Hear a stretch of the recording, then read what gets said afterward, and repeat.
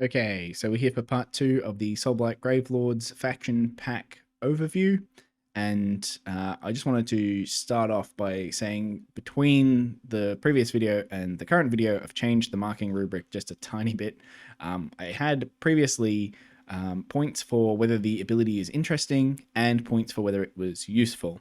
And I found a lot of the time the abilities aren't really interesting in the sense that for example, you might just have a spell that gives -1 damage. That's pretty straightforward. It's not like creative or fun in a new, unique way, but playing with a spell that is just straightforward and effective is kind of interesting. It gives you a tool. It lets you play the army in an interesting way. Just knowing that you've got that spell available means, okay, I can handle this unit that has damage 2 much better than I can handle a unit with 2 attacks, for example, because I've got a way to reduce damage, but not a way to reduce attacks. It gives you this like interesting decision point to play the army. It's interesting in that way.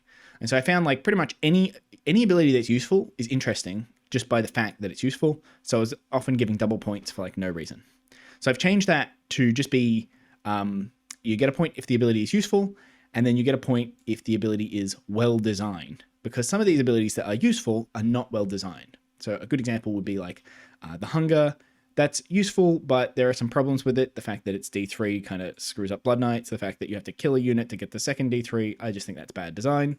Same thing with Deathly Invocation, the weird, like, you have to heal or return things. I think that's bad design. It's a useful ability, but it's not designed very well. So it loses points on the design and gains them for just being useful. It does change up some of the points. It means they actually score 1 higher in the faction rules. Mostly the heroic traits look worse and the artifacts look a bit better.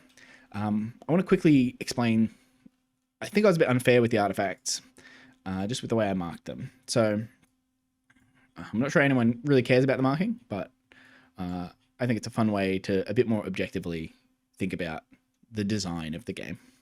So if we look at these 3 artifacts, it's not that they're useless all the time, it's that they're useless some of the time. So Orb of Enchantment is definitely useful in the very niche situation that it's useful in, right? It's just situational. And when you're in that situation where the enemy has a powerful combat hero and they're charging that into your powerful combat hero or into your Graveguard or something like that, having the ability to give them strikes last gives them a lot to think about, screws with their head all game. If they're playing even just something like Be'lakor or something like that, there's just a lot of situations where they're like, oh, I'm not sure I can take this engagement with my big smashy combat hero. But obviously, if they don't have a big smashy combat hero, then they're not worried about this at all. It really doesn't make any difference. So scoring that is a bit of a challenge, especially if I'm like, well, is the ability useful? I guess it's useful in some cases. Is it interesting? Well, I guess same sort of thing. In those cases, it's interesting because it's useful. So changing the scoring thing, I do think it's a useful ability. So it scores a point. But it's not a well-designed ability. So it fulfills a different purpose. Orb of Enchantment is very different to Amulet of Screams, which is very different to Shard of Night. So these are useful abilities. I think Shard of Night would be useful if the Vampire Lord on Zombie Dragon was good, but you probably don't want to take the Vampire Lord on Zombie Dragon, so I actually don't really see a good use for Shard of Night.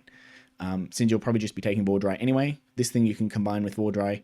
This thing you can take on any unit and it works. This thing has to be specifically on that Vampire Lord on Zombie Dragon. And like you'll be stacking him up with Unhinged Rampager so he can reroll charges and Shard of Night so he can absorb covering fire. I'm not sure that's worthwhile. So anyway, the way the scoring works out is they get 1 point for each useful ability. That's 1 point for Orb of Enchantment and 1 point for Amulet of Screams. 1 point for each useful ability that fulfills a different purpose. These both fulfill different purposes, so they get 2 points. And then 1 point for each useful ability that is well designed. I don't think any of these are well designed. I think Amulet of Screams comes the closest, but in practice, when I used it, it's very very difficult to maintain getting a wizard within 18. And then even when you do, a lot of the time you won't do any damage and you've got no follow-up damage. Like you don't have direct damage spells that can target enemy heroes very well. Closest thing you'll have is Soul Snare Shackles. So even if you do inflict some mortal wounds on the enemy wizard, there's no way to follow up and like finish that wizard off. So I don't think there's a good design here. And this one's not well designed just because you have to pick the artifact in list building and your opponent might not have a list that matches up with it. So that's my thinking on that. And then you've got this useless ability. I think this Shard of Night is pretty hard to use, basically because Same sort of thing. It would be poor design. Like your opponent has to play a shooting list, and you have to take the hero that is going to be worth putting this on. Like you need a big, durable hero so that ignoring modifiers to your save rolls actually matters. So really, it only goes on the Vampire Lord and Zombie Dragon, and that unit's not very good. So it's really not a great use case for this artifact. Okay, so that's probably enough about the marking rubric. We're going to get onto War Scrolls today. Just a bit of a note, Soulblight is one of these armies that has a lot of trash in the book. We got lots of things from Cursed City, all the weird Virkos hangers-on. I'm not going to spend much time on them or on Nagash. I don't really see them as part of the army. Mostly I see them as like additional stuff that was made for Cursed City, and they've chucked it in here just because I think COVID had some disruptions for maybe expansions for Cursed City and things like that. And initially, maybe these models were going to go into that broader board game, but something weird happened and they ended up just shoving them into Soulblight Gravelords, and they're not giving them really serious rules. They don't seem like a serious build to me. So for some of them, I really won't spend much time looking at them. I hope if that's your army, if you're playing Virkos and that's your list with a whole bunch of heroes, you don't take too much offense to that. But most of the rules for them are not very good in any case. And it just saves, like, if we look at how many of them there are, if you look at this list of heroes, there's a lot of junk in this army. It's really big. So we're going to have to be a bit judicious with our use of time, even though here I am waffling. So, first up, we have Nagash. Nagash doesn't really seem like part of the army. You can use them in any death army, but I'll quickly go through my thoughts on Nagash. I think most of this is going to come down to how good manifestations are. So he's got move 10, 18 health, 3-up save, so fairly durable. Does he have a 5-up ward? Yes, he's got a 5-up ward, so he's unlikely to die straight away, which is good because you're paying like 900 points for the dude. He's okay in combat, not stellar, but not too bad. When he's got 10 or more wounds on him, you subtract 3 from his power level, which I guess is a lot more impactful than reducing his attacks. He gets +2 to casting rolls for the unit, and then if he miscasts, instead of stopping him from casting spells for the rest of the phase, he just loses the 2 to the casting rolls. I think this is really important for Nagash. It was really unfortunate. People would play Nagash, they would roll their miscast on the first or second spell, and because that's 900 points of your army, you pretty much lose the game when you miscast with him. So this was like a necessary change.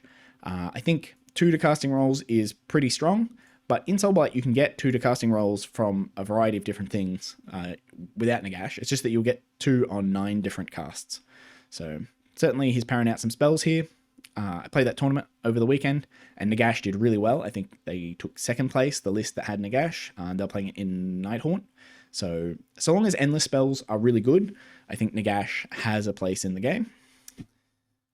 He's still got Hand of Dust, which I'm pretty sure still does exactly the same thing as before. So once per turn, end of any turn. Doesn't look like it's a spell anymore, but you just pick a thing in combat to be the target and then hide a dice, and it's sort of a 50-50 chance.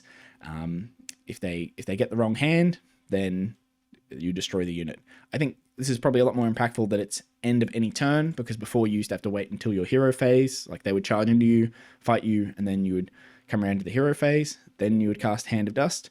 But same thing, if you had Nagash, you would charge into combat, then they would fight you, and then in their turn, they would fight you, and then it would come back all the way back around to your hero phase. They might even double turn you and fight you again. Like they would have 3 chances to fight you before you got to do Hand of Dust. In this case, because you're just doing it at the end of the turn, it's much, much more threatening to use Nagash offensively with Hand of Dust. So I like that as a rampage. This is a really, really powerful ability. Obviously, it's very swingy whether you get it or not, but just playing around it is a big nightmare for your opponent. I'm not sure, I didn't use Nagash in the previous edition. I'm not sure if you used to be able to just do it to monsters or whether they had to be heroes. People don't really take monsters that aren't heroes anyway, but neat to note if that's changed. All right, once per battle your hero phase, you can pick a friendly non-hero, non-unique death unit that has been destroyed to be the target and set up a replacement unit identical to the target, wholly within 12 of this unit and more than 9 from all enemy units. So once per battle in your hero phase, you get a replacement unit that appears to be full strength, and you can't pick a hero or a unique dude, which most of the unique ones are heroes. Okay, so in Soulblight, this is a bit awkward because you get replacement units anyway. You do only get half strength replacement units in Soulblight, but there is a bit of a double up. I suppose this lets you return like Blood Knights, but if you're taking Nagash, then like that's pretty much 1,000 points of your army. It's hard to squeeze in a reinforced unit of something else.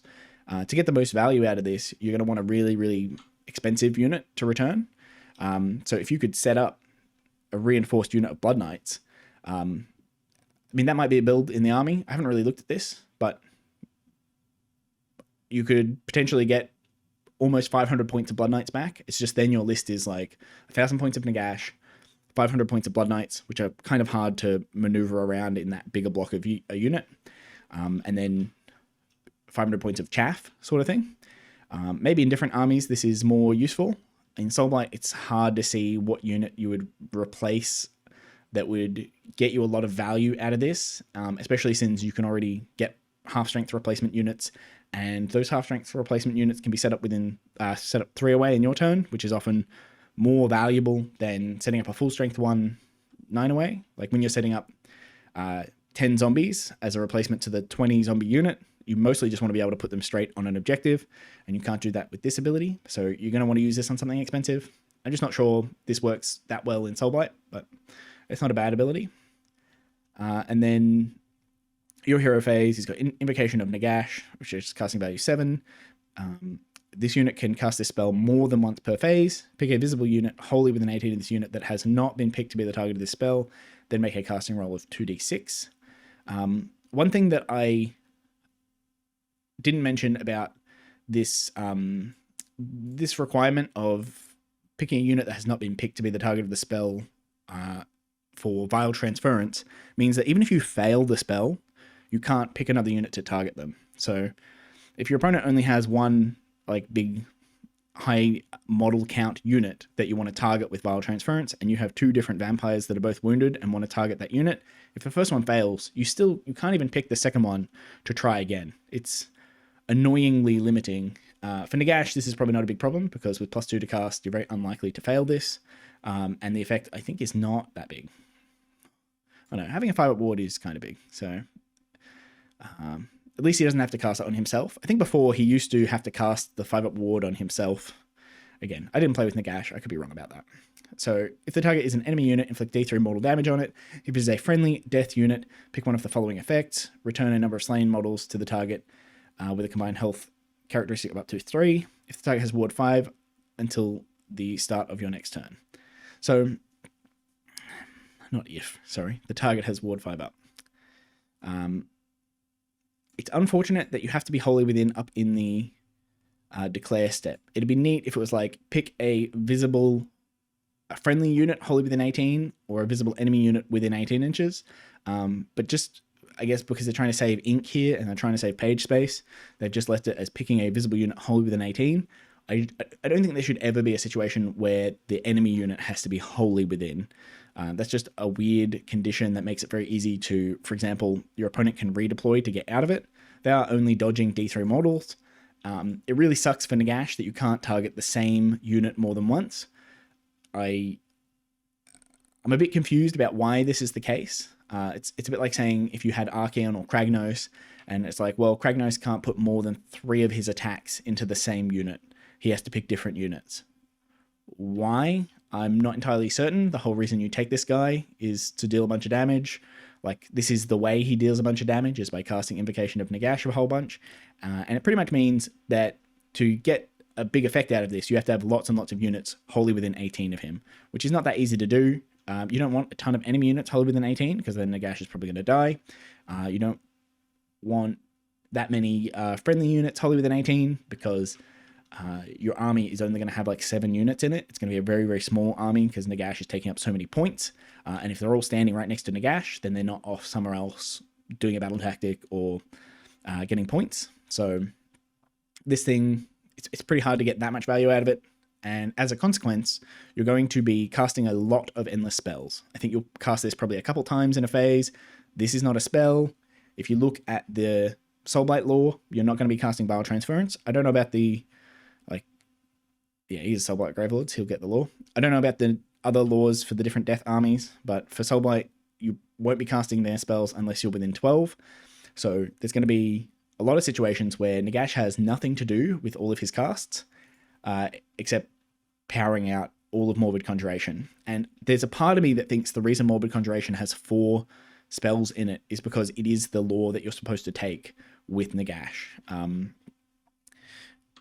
It's if you only had 3 in there, the Wizard 9 is starting to be too much of a good thing. It doesn't really matter that you have 9 casts because you don't have anything to do with them, right? You'll cast Purple Sun and the 4 manifestations in it. Maelstrom, Gravetide, Shackles. You cast all 4 of them out of Nagash. Then you've got 5 casts left. I guess you can unbind some of your opponents. You can banish some of your opponent's manifestations. Maybe that takes up a couple casting slots, and then you can cast like Invocation of Nagash a couple times, but you really have to have a lot of units, again, like wholly within 18 of you. The enemy units have to be wholly within 18, your units have to be wholly within 18, and you can just give them the ward. So it is nice that like it's healing or ward. So if it was just healing, then it'd be really, really hard to find targets for this, but giving them the 5-up ward is really nice. Having those Blood Knights, if you had that unit of 10 Blood Knights with a 5-up ward, that'd be a very durable unit. It'd be interesting to see that build on the table with the 10 Blood Knights and Nagash, giving them the 5-up ward and then running them off into the enemy and as like a big block of really, really difficult to kill models. Then if they do manage to kill them, you can once per battle just return them. So you get another 400 points or 500 points almost of Blood Knights. That could be a potential viable build. Again, I don't play Nagash that much. I don't know if that would work as a list, but that's just where my mind goes on this dude. So special characters, I guess we have access to Nagash. Actually, I'm going to put him in Ancillary because he's not really part of the army. Nagash, like, returns a full strength unit. Hand of Dusts. Okay. End of turn. Gives out 5+ wards. Slots of manifestations. At the moment, I think manifestations are really good, and they might make up for the fact that you don't have many units in your army. Like you can summon so many additional screens and so much more health onto the board that it really does make up for the fact that you're running down a lot of points. So Nagash might work. I did say I wasn't going to spend a lot of time on him, but I feel like I already have. Yeah, we're already 20 minutes in. Okay, Manfred. First actual Soulblight warscroll in the Soulblight warscroll video, 20 minutes in. All right, Manfred got a bit slower. So he's got 14 health, 12-inch move, 3-up save, 5 control. It's really sad that he got slower. I was saying in the previous video, Manfred used to be like movement 16.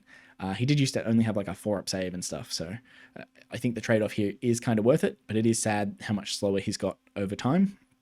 He looks much more like a Vampire Lord on Zombie Dragon than he used to. His attacks are a bit more simple, which I'm glad about. Manfred used to have 4 attack profiles. There was like Geist of War, the Sickle Glaive, Ashergroth's Claws, and then the ghosts around the bottom of the base. Kind of annoying and tedious to roll all of those different attacks. I'm glad they beefed up Geist of War. They just sort of included the Sickle Glaive attacks in it.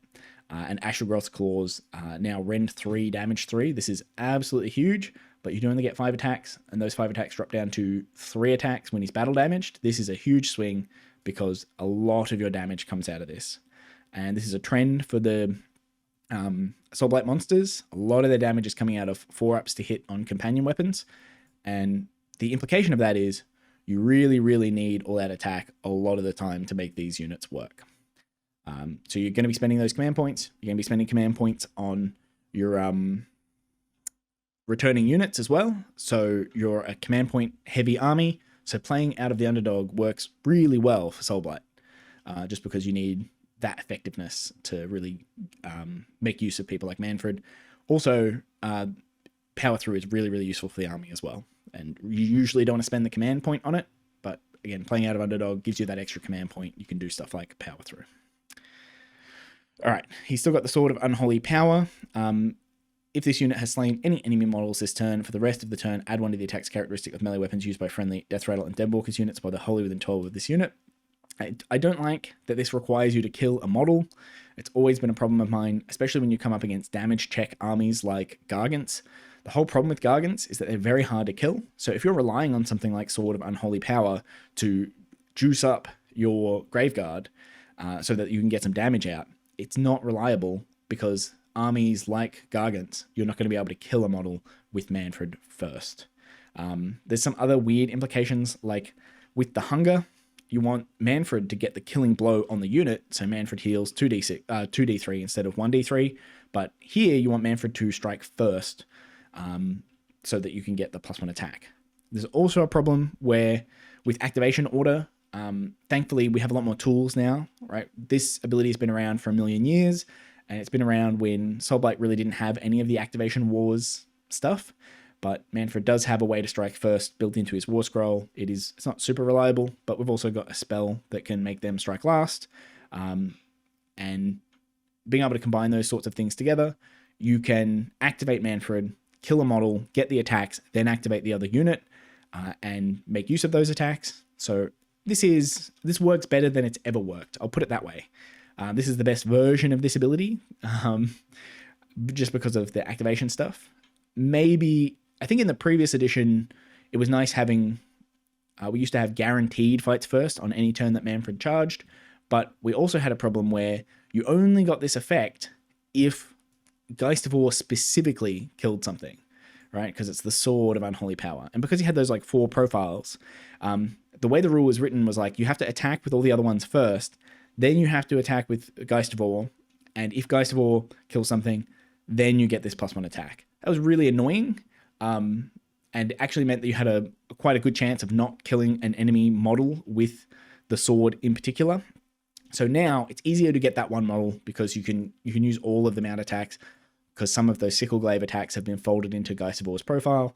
So altogether, this profile is very likely to kill something. It's just the timing thing.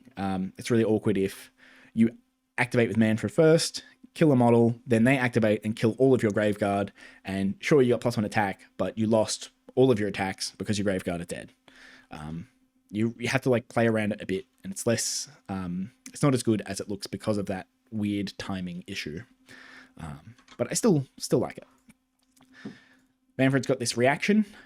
When you declare a redeploy command for a Soulblight Gravelords unit wholly within 12 of Manfred, sort of including himself, effect, the unit using the redeploy command can move into combat when using that ability. This is a really sneaky ability. I'm not certain I've used this to good effect. There's like some of the obvious use cases would be my opponent's going to charge me and they've got like a big charge bonus. They've got a bunch of Morbeg Knights or something. I guess I could use it in that matchup. And because they're going to charge me, they set up like 3 away. Well, I issue a redeploy command and I just move just so I'm within 3 inches of them. Then they don't get their charge bonus. That's the most obvious use case for it. I'm sure there are some other things, other situations. I think there was one point in one of my games where they had taken casualties, so Manfred was out of combat, and Manfred doesn't have any, well, I guess he has this charge bonus, but I didn't want to spend the 2 command points to charge Manfred in because this unit only had like 1 or 2 wounds left, so I can redeploy Manfred to just sneak him into that combat and get those attacks off. So there are lots of little use cases for this. You really have to be on the lookout for it. I don't think it's super powerful ability, but it is, I'll say it's a bit of technology that breaks the rules, and it's something that can sort of catch your opponents off guard. You want to make sure they know that this can happen, because it's a real gotcha if you use it and they didn't realize it could happen. But overall, I like this ability. Probably would have preferred like redeploy on a minimum of 4, but this is still very good as well. He's got a spell, Wind of Death. So you pick a point within 18 and then pick up to 3 visible enemy units within 6 of that point to be the target, and then make a casting roll. Roll a d3 for each target. On a 2-up, inflict an amount of mortal damage equal to the roll. So this is essentially a 24-inch range spell. And it's really, really nice having this in the army. Just having the ability to reach out and do some mortal wounds is very valuable because there are so many, like I mentioned in the previous video, or in my tournament wrap-up, there are so many porcupine units in the game. So many things that have a really high amount of damage and that have a good chance of striking first in your turn. And you need a way to like reduce their damage output. And often that means like a bit of chip damage to just reduce the attacks coming your way so that you can survive their strikes first and get into them. It's very difficult for Soulblight to do that. We have no shooting, and the magic in the lore doesn't really do any damage. So you're relying on things like this to get that 1 or 2 points of damage. This is one of the few things, like if you combine it with the Amulet of Screams, if your opponent has a wizard that takes like 2d3 damage from Amulet of Screams and has a couple wounds left, you have to use things like Wind of Death to finish them off. So if you don't have Manfred in your army, you just don't have access to this tool. It's not a powerful tool, it only does d3 to each target, but it's fairly long range, at essentially 24-inch range. You put it 18 away from you and then 6 inches further from that. And you can combine it with Soul Snare Shackles, I guess. So that's another, it's 18 inches out and then within 3 inches of Soul Snare Shackles. So that's essentially a 21-inch range spell. Manfred has 2 casts. So if you use like a Place of Power, if you're using Bacchanal of Blood or something, Manfred can power out both of these spells and end up doing 2d3 mortal wounds to like 3 different units in the enemy army, which is a neat piece of technology to have in a few situations, like playing against one of those matches I was playing against Furies. Furies only have 6 models in the unit, and they have a retreat instead of fighting. So in the combat phase, they just roll a dice, and on a 3-up, they can retreat and take no mortals from it. That's really annoying for a melee-only army. We like cannot fight that unit reliably. We just can't kill it, and we can't spend the time chasing Furies around to only to have them retreat turn after turn, and we're wasting just actual valuable units trying to get a hold of them and fight them. So things like this, even though it's not a super powerful spell, are very, very useful to have in your list. I find them very useful anyway. I do wish this was a bit stronger compared to some of the endless spells. Like I said, Shackles is pretty much this, but has a movement draining effect and leaves things on the battlefield so that it can do it every single turn. I think they could have pumped up Wind of Death a little bit. Maybe it could pick more units or something, or it could do D3 plus 1 mortal wounds, or just D3 without the on a 2-up. This could be just a little bit better in comparison to those endless spells, but it is still very useful to have. All right, and then you've got the Rampage. So once per turn, army, any combat phase. If this unit charged this turn, roll a dice on a 3+. This unit has strikes first for the rest of the turn. I don't exactly know why they do this sort of once per turn army thing on an ability that is restricted specifically to a unique unit. Like, there's no way you can have more than one Manfred around, but I guess just in case there's some weird interaction somewhere, you can only use it once. This effect is something that I really like and something that I really hate as well.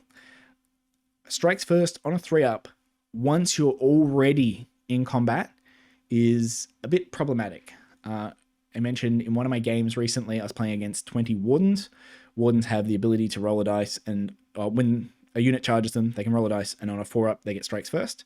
And I thought, look, I'm going to charge into this unit because it's basically a 1 in 6 chance that I fail this and they succeed their strikes first. So it's a very low chance. I should be able to activate first, kill a bunch of Wardens, and then Manfred will survive because there won't be much damage coming back. I failed this roll, they succeeded theirs, and what was a fairly good charge, very reliable charge, turned into Manfred taking a ton of damage, dropping down to battle damage, which is a big deal for this unit, and then not really being able to kill any Wardens. I really dislike, how unreliable these effects are on the offense. On defense, the unreliability reflects onto your opponent, right? When I'm considering, do I charge these wardens? I have to assume they're going to get strikes first. But on offense, I'm thinking I have to assume that this fails. And because I have to assume that, it's just so much weaker than I want it to be. And you have to take lots and lots of risks. And over the course of a tournament, those risks are going to fail sometimes, and it's going to swing back and cost you games. Lots and lots of armies had, like when I played against Gut Rippers, again, the plan would be they're going to make one of my units strike last. They could make Manfred strike last, I suppose. But I need to have these strikes first so that I can get some damage into the Gut Rippers before they fight back. And if I fail the strikes first thing and they make me strike last, again, we're in this situation where the Gut Rippers get to go first and they deal a ton of damage to me, and what was a good charge becomes a bad charge by just relying on this dice roll thing. If this was reliable, it would also make Sword of Unholy Power reliable. It's just unfortunate. Also, the previous ability for this used to be that if Manfred was given the redeploy command, instead of redeploying, he could charge. That was a really, really tricky thing you could do, because if opponents got close to Manfred, you would just charge them, right? Or if they retreated away from Manfred, you could just issue him redeploy and charge them. Yes, now we have countercharge, so you can kind of do that anyway. You can just issue a charge, but countercharge happens after they charge you, whereas charging them in their movement phase was really useful, because if you charged, you got strike first. So the combination of the two abilities together was really neat. It let you charge, and then that let you strike first. Now, this stops you from charging, right? If Manfred gets issued the redeploy and then sneaks into combat, sure, he doesn't have like bonuses to his damage on the charge, but he has a bonus to striking first on the charge, and you don't get this bonus if you redeploy into combat. I think the way you're supposed to do this interaction is you're supposed to spend the command point to stop them charging you, right? They bring their unit within 3 inches of you, or just outside of 3. You have a nearby unit tow into combat, and then they can't charge you. And then at the end of the opponent's charge phase, Manfred won't be in combat, so you can spend another 2 command points to charge Manfred in. And then you might get a strikes first. So you're spending like 3 command points so that maybe you get strikes first, and maybe you get this +1 attack or something in the opponent's turn. And you're already trying to spend command points on, like, Manfred wants to spend another command point to get all out attacks so that these attacks are actually viable, and you want to spend another command point to be returning things. That's just such an expensive set of command points. I don't think that they quite work together the way he used to. So I think it's a little bit unfortunate that they haven't designed him to synergize really well, like his abilities to synergize really well. But I think also they're just trying to power him down. Anyway, all of that aside, Manfred is really fun to use. He's still really powerful. He does a lot of damage. He moves quite far. He's quite durable because of the hunger. He's got 14 wounds on a 3-up. He did lose, I quite like the armor of Templehof or whatever, which was like ignoring the first wound he took each phase. You could combine the hunger with this ability to ignore a bit of damage each phase, so that Manfred could fight chaff units very, very effectively. He would take a couple points of damage, ignore one of them, heal a couple of them back. Basically, he could fight chaff all game, which suited his character as kind of a bit of a coward. All right, so how do we write him up? Manfred, he's got +1 attack for trash when he kills a thing.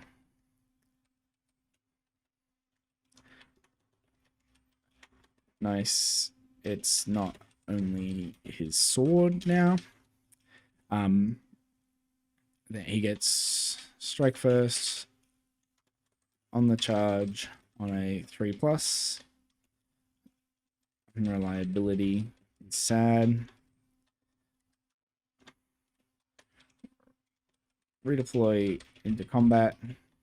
Neat, but Nombo with SF ability. And then Wind of Death probs should be a lore spell. I understand Wind of Death is like Manfred's. It's an ability that's unique to Manfred, but having something like Wind of Death as the lore spell would have been really nice. Even if they just did, if Vial Transference was just do D3 mortals and heal D3 to the vampire, like instead of rolling dice for each model in the unit, if it was literally just an 18-inch like Arcane Bolt, it just does D3 mortals, it would be such a better spell and so much more useful for the army. And it's a tool the army kind of needs because we lack range damage pretty much everywhere else. It's almost impossible for us to deal damage to something that isn't right next to us. So I think when they're designing the army, they could keep that in mind. And when they look at things like the spells, they realize like actually these spells need to be kind of juiced because that's the main method that Soulblight have of dealing range damage. And you don't have to worry about stacking it with other range damage. There's really not that much coming out. All right. So Manfred's very good. It's very fun to play him, and he's worth taking. I think he's 410 points at the moment. That 10 points is really annoying because you have so many units that are just 100 points or 150 points. So being 10 over really pushes you to take something like Vargeist or Black Knights or something like that. Not that those are bad options, just that it screws up your list building a little bit. He's also a War Master. He's forced to be your general, which is not a bad thing in Soulblight because you've got so many options on all of your heroes. So you can always put chaff or weaker units in your other regiments without too much of a problem. I think I mentioned that he's Wizard too. That's really helpful as well, especially with like Bacchanal of Blood and Place of Power. One of the big problems with Manfred is that he's never had +1 to cast, and now you can get that through the sub-faction. So he's, in my mind, a much better wizard than he used to be, which is really nice as just having one of these double casters in your army to banish endless spells and summon them for yourself. All right, Prince Vaudreuil. Okay, movement 12, so this went down as well. He used to be 14 on the Vampire Lord and Zombie Dragons. They kept the 16 health, which is really nice. The extra 2 wounds is really beneficial because a lot of enemy monsters are 14, right? Most dragon type things are about 14, so having 16 means that you can power through against those units. Over the weekend, I took Vaudreuil into a fight with Be'lakor, and he left Be'lakor on 1 wound. I used Power Through. Power Through is one of those abilities that isn't the D3 on a 2-up. It just does D3 mortal wounds. So spending that command point to finish Be'lakor off was really, really neat, and he could only do it because he had 16 wounds instead of the 14. So this is a really meaningful increase, not just because it makes him more durable, but because it makes him able to use that Power Through. I didn't use that to great effect, but being able to move 12, charge in, and then fly 12 away is very, very valuable for a unit like this. The only downside is like the enemy has to be alive for you to do it, and Vaudreuil often won't leave them alive. So you've got a ranged weapon here, 10-inch range, D6 attacks, 3s, 2 damage. This is a really annoying shooting profile because of the D6 attacks. It's the kind of thing where you'll consider, you'll roll 6 on your first shooting, and you'll think, oh wow, this did a ton of damage. And the next time you shoot, you'll consider doing like an all-out attack, and then you'll roll like a 1 on the attacks. It's just not reliable with the amount of damage outputs, but it is very nice having some range damage. This is actually, it can spike and do a fair amount of damage. I do wish it was a little bit more reliable, so you could use it to, for example, clear out enemy manifestations that they've summoned as a screen in the way. If you could move move Vaudreuil up, shoot the manifestation, and then charge the thing behind it, that would be really handy, because a big problem with this guy is just how big the base is. They can block out a lot of areas, especially with the new unstable terrain. There are a lot of places that you can't land that you used to be able to land in the past. So this would have been nice if it was a bit more reliable. Maybe if it had an extra 2 inches of range or something, but it does do a fair bit of damage. It's worth remembering that you have this. Then his attacks, he's got a ton of attacks, and they're all at really good rend. So himself is 6 attacks, 3s, 2 rend, 2 damage with +1 damage on the charge. This absolutely hits like a truck. Then he's got the zombie dragon attacks as well. So 3 attacks, 4s, 2s, 2 rend, 3 damage, 7 attacks, 4s, 2s, 1 rend, 2 damage. If you're in Bacchanal of Blood, you get the +1 to wound here on the Blood Lance, and you want to use, again, all out attack on pretty much all of these big monsters because hitting on 4s is horrible. So if you use all out attack, these will go up to 2s and 2s if you've got that Bacchanal of Blood, and you'll be on 3 damage here. Plenty of rend. Like, this guy gets the damage through. It's a really, really scary profile to come up against. And the extra damage is really helpful when we get down to his abilities. When he's battle damaged, he loses a couple attacks off the claws. The claws are the worst attacks on the profile. They're only 2 damage and 1 rend, so it's fine to lose them. Not a big issue for being battle damaged. Big issue for Manfred, not for Vordry. End of any turn, you've got Saint of Slaughter. So you pick a friendly non-monster vampire unit that destroyed a unit this turn using a fight ability and is wholly within 12 of this unit to be the target. So mostly this is going to be Blood Knights. It could be your Vampire Lord on foot, but he's never going to kill anything. It could be Vargheists, I suppose. Vargheists are vampires. They might kill something. So it's really Vargheists and probably Blood Knights. The effect, pick one of these following effects to apply for the rest of the battle. Add 2 to the target's move characteristic, add 1 to the attack characteristic, or add 1 to the damage characteristic. If more than one effect can apply to the unit at the same time, but each effect can only be applied to a unit once. So in most cases, you probably want to increase their damage first. Blood Knights are damage 1, so it would double their damage. And then you probably want to increase their attacks if they manage to kill something else, and then maybe their movement.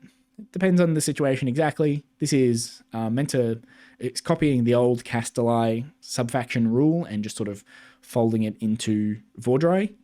I don't think you need to look at this because you probably don't need to take Vargheists or Blood Knights. And if you do, you probably don't need to run them near Vordry. I don't think this buff is that good or that reliable or anything. I think they're just sort of copying it over from the previous edition for people who liked it. If you're in a situation where your non-monster vampires, your Blood Knights, are killing things, then you're already doing well and winning the game. So this is sort of like a win more, and often you'll forget it. This is not a big deal, and it's not a build-around thing. It's just a nice bit of flavor or whatever. And if you're running the big vampire list with loads of Blood Knights, then you probably, I guess, want to remember it because it'll happen, but I wouldn't rely on this or build around it or anything or worry too much about it. All right, then you have Quick Blood, cast on a 7, make a casting roll of 2d6. Effect, this unit has strike first until the start of your next turn. You absolutely love to see this. With this combat profile, even without the charge, this is so much damage, and this guy is really durable as well. So giving him strikes first just means he is an absolute pain in the butt for your opponent to deal with. He is one of these porcupine units all of a sudden where they can't really charge into him. They don't have a good time almost no matter what. It is very, very difficult for them to come up with a strategy, especially because you can't even do those tricks where the unit strikes first on a 2-up, but they have to be in combat or something like this for it to work. You can't do any or really many combat shenanigans to get around this strikes first. It's very, very difficult. You have to start with with Vordry not in combat and be able to pile straight into Vordry, and there's some really weird positioning if you're in that situation. So very hard for your opponent to deal with, very hard to shoot him off, especially since all the shooting lost its mortal wounds. So they're going to have to be getting through this 3-up save. Together, these things make Vordry an absolute beast. And that's why I think you really want to consider Bacchanal of Blood, because then you get +1 to cast on this. You can have 2 chances at getting it off. So you can try and cast this in your turn, and if you're successful, it lasts to your next turn. You don't have to recast it again in your opponent's turn. But you can use Magical Intervention to shore up this in your opponent's turn. If you didn't get it off in yours, you can try again. So it's very, very reliable having Quick Blood. And again, if you have that +1 to cast from Bacchanal of Blood, you can use the Place of Power and all that sort of thing. This guy is just really difficult for opponents to deal with. And having strikes first in your list is really, really useful for dealing with all of the strikes first stuff that your opponent is probably going to take as well. You need something like this. I think a lot of Gravelords lists are going to want to take Vordry just because you need this tool to deal with the specific technology that your opponent's going to have. Then you've got Snapping Jaws. Once per turn, army any combat phase. Declare if this unit charged this turn. I missed this initially, but if it charged this turn, pick an enemy unit in combat with it to be the target. Roll a dice on a 4+, inflict an amount of mortal damage equal to the roll. This is a lot of damage.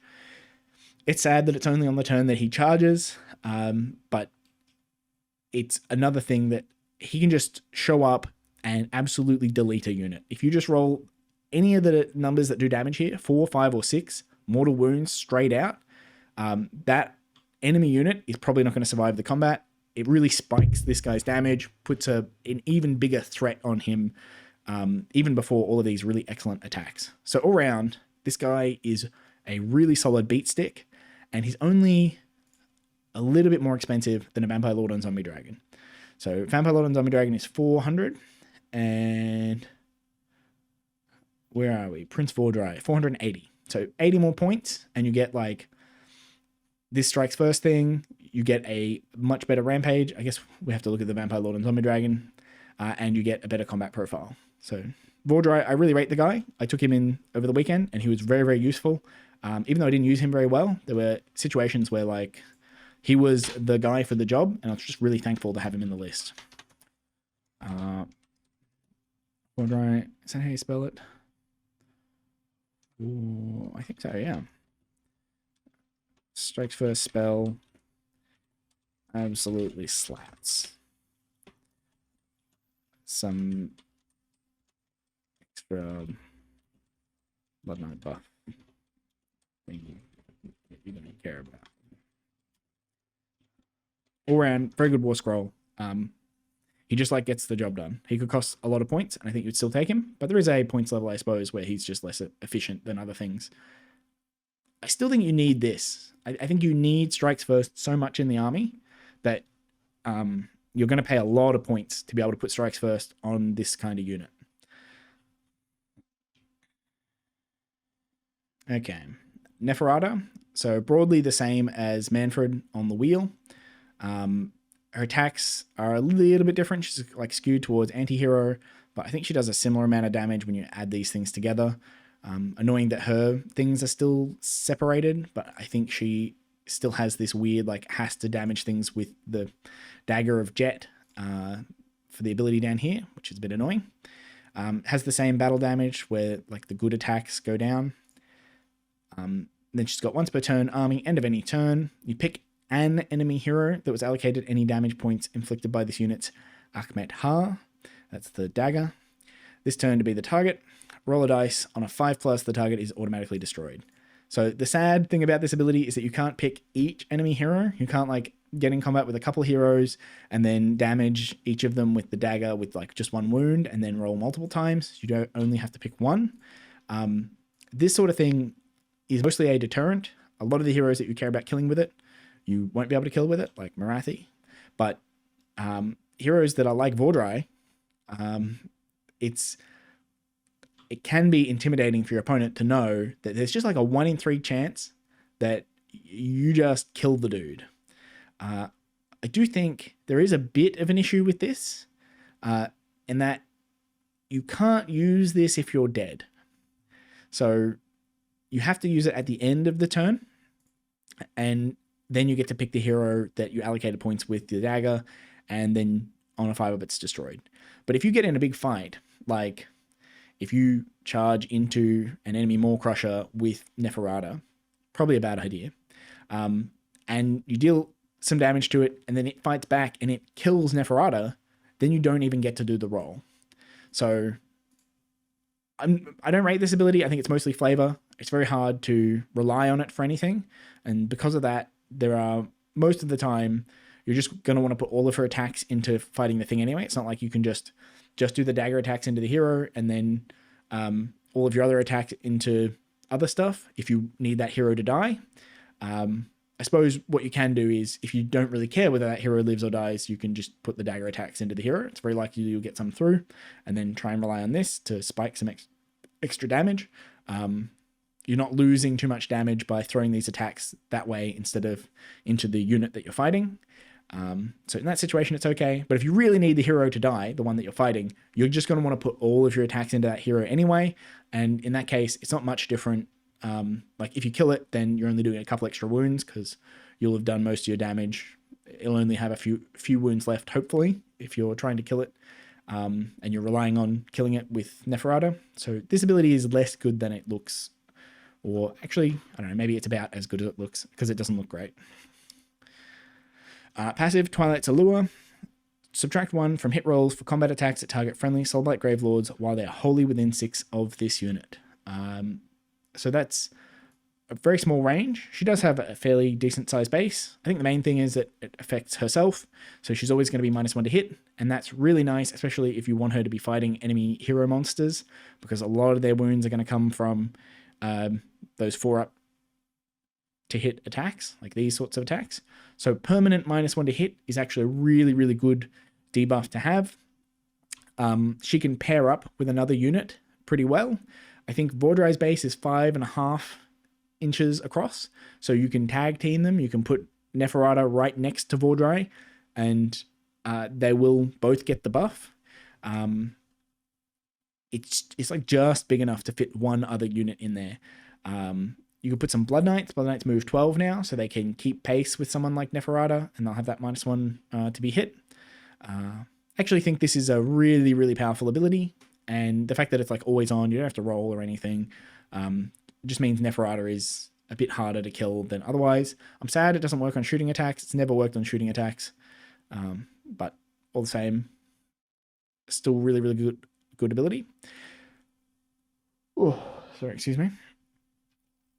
Then we've got Mortarch of Blood. So in the deployment phase, you can pick up to 3 friendly Death Rattle Infantry or Deadwalkers Infantry units to be the targets, and each can make a normal move. It's very sad you can't target cavalry. It would have been really nice to be able to move the Black Knights 10, and then you'd be really close to the enemy and you'd make a really big early charge. But this sort of ability is still really, really valuable.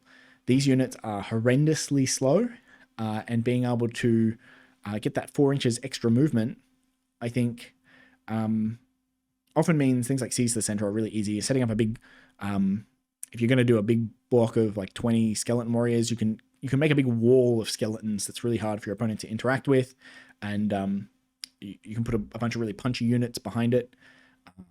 And this really helps you, because you're not like a classic castle in other lists like LRL, you set up a big wall and then you put a bunch of archers behind it, so that through the course of the game, if they don't do anything, your opponent just takes shooting damage all game and you're just protecting yourself. Soulblight doesn't really play like that because you have no shooting units. So being able to advance, move your screens up the board gives you a lot more space to play in. And I think is really, really beneficial for an army like this. For an army like LRL, they're mostly okay in their own territory. They can set up and they're pretty happy to stay pretty far back on the board. Soulblight advancing, getting that space, taking up the board, I think is very, very valuable and really important for the army. So this ability, if you're taking like 3 units of Deadwalkers or Death Rattle things that you're going to put on the table, I think this is actually a very, very good ability. And then you've got Dark Mist. So pick a visible, friendly, non-monster Soulblight Gravelords unit wholly within 12 of this unit to be the target, then make a casting roll of 2d6. Ignore modifiers to save rolls for the target, positive and negative, until the start of your next turn. So I think the key target here is Blood Knights, because Blood Knights have a good armor save and they're not a monster. You can pick, I guess, Graveguard are also a pretty good target, and Black Knights, because both of them have a 4-up save. That's pretty good. And they have a lot of wounds in the unit, like Black Knights in particular. Ignoring those modifiers makes them a lot more durable. I think this is really solid. I think it used to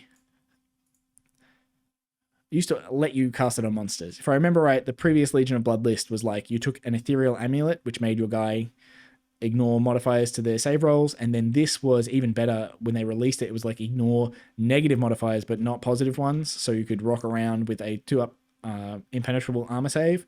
That was a bit good. I understand why they've gone just to ethereal. This is really painful that it's like non-monster in particular, but I suppose in combination with -1 to hit, you can have that permanent sort of screen, or it's going to be hard, but because you're going to be wholly within 6, it's going to be hard to have a screen such that they can't charge Neferata, but they can only charge the thing in front. But even if you don't use it as a screen, even if you use it as just stacking the 2 units together, so you can wrap Neferata in a unit of Blood Knights, and you can move the Blood Knights, then move Neferata sort of inside the bubble wrapping. And if they want to charge either of them, they have to charge both of them. Obviously, they're going to be a 3-up unrenderable. Both of them are going to have -1 to hit. You can use all that defense on Neferata if they attack Neferata, and then they have to like take on both units at once. I think that's sort of the intention here. You're meant to run Neferata with some Blood Knights in your list, and I kind of like that from list building. You can take like Bacchanal of Blood, and it works on her combat profiles here. Gives her +1 to cast on her 2 casts. She's got a good spell. You can take some Blood Knights as well. You don't have to stack your list full of Blood Knights. You can just take like maybe 2 units of Blood Knights. I think the big problem is that Blood Knights themselves are not very good. This is the closest thing we get to good synergy with them. And Blood Knights, they're not horrible in the edition. But I found like it's hard to, they don't have quite enough support, even with this sort of stuff, especially since like you're going to be taking a mix of things. You will have some Death Rattle Infantry, some Blood Knight Cavalry, and Neferata. That's most of your list sorted out right there. Okay. I think she's good, though. I think she's really expensive, if I remember right, compared to, like, Manfred's 410. Neferata might be, like, 480. 460. Okay. So, not unaffordable, but there is a significant points difference, especially when you're, like, putting the list in. Often you'll have to drop a unit, or you'll have to drop back, like, if I've got a unit of Blood Knights, I have to drop that back to a unit of Skeleton Warriors, so I can fit Neferata instead of Manfred, or something like that. So, -1 to hit in 6 all the time. Move. It's like pre-game move on 3 trash infantry.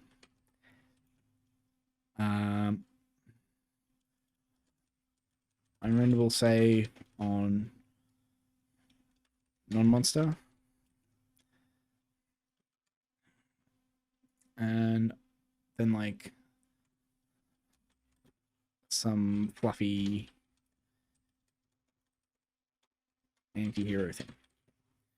So I think Neferata is really good. I think all of these abilities are really solid and they're like well designed. I just think they're like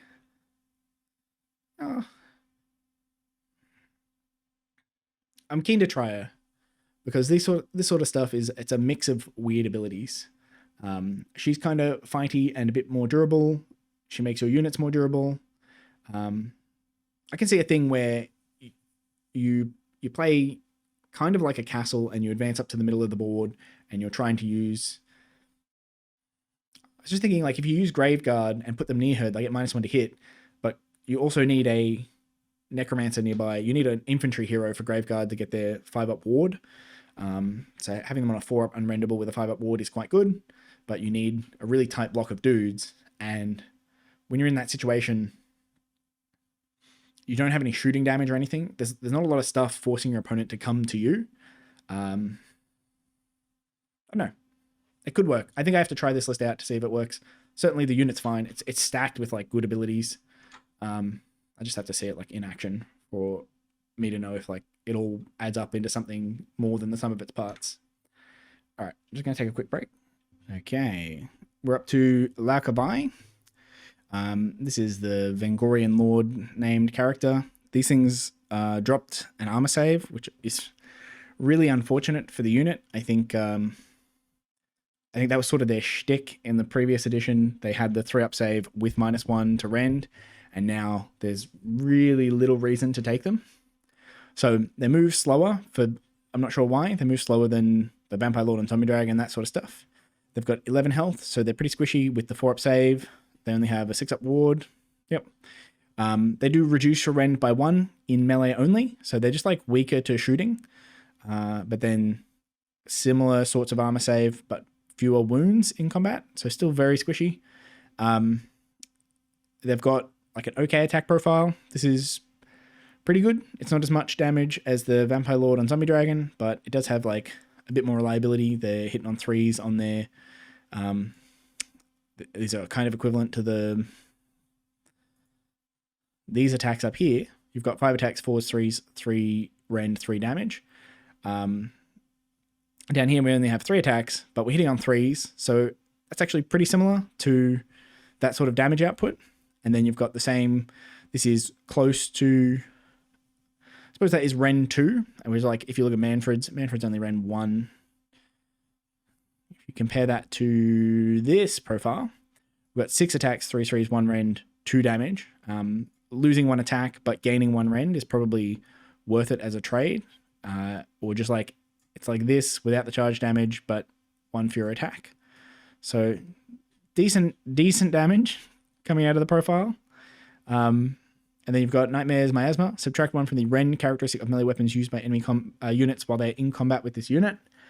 That's a really good ability, and it doesn't just work on these things specifically. Like if you're in combat with them, even if they attack something else, they have -1 to their rend, which is quite valuable. But losing the armor save just means they're less effective operators by themselves, and they get shot down pretty easily. Then you've got Impaling Talons, once per turn, any combat phase. If this unit charged this phase, pick an enemy unit in combat with it to be the target. Roll a dice. If the roll is equal to or less than the target's health characteristic, inflict an amount of mortal damage on the target equal to the roll. So this is a really weirdly worded ability, but pretty much you pick some high health thing, roll below it, and you'll deal that much damage. So if you're fighting anything that has 6 or more health, this is just doing D6 mortal wounds straight up, which is really nice. But if you're fighting something that's really weak, like it's only got health characteristic 2, for example, then this is very likely to do nothing because you'll roll higher, most likely. You'll roll higher than their health characteristic and it won't work. So it's like a monster hunting or hero hunting type of ability. Then you've got a spell, Queen's Diktat. Pick a visible friendly Soulblight Gravelords monster wholly within 12 of this unit to be the target, then make a casting roll of 2d6. Pick one of the target's companion melee weapons. Add d3 to the attack's characteristic of that weapon for the rest of the turn. So this is a bit unusual because these guys are monsters, but they have no companion weapons, so they can't target themselves with this ability. Laukabai is meant to be sort of the Monster Mash build where you take a bunch of zombie dragons, and the thing that you're going to be targeting is, well, I guess if you play Neferata or Manfred, you can target the Dread Abyssal's claws, because these things are really good. So adding D3 attacks to this is really nice.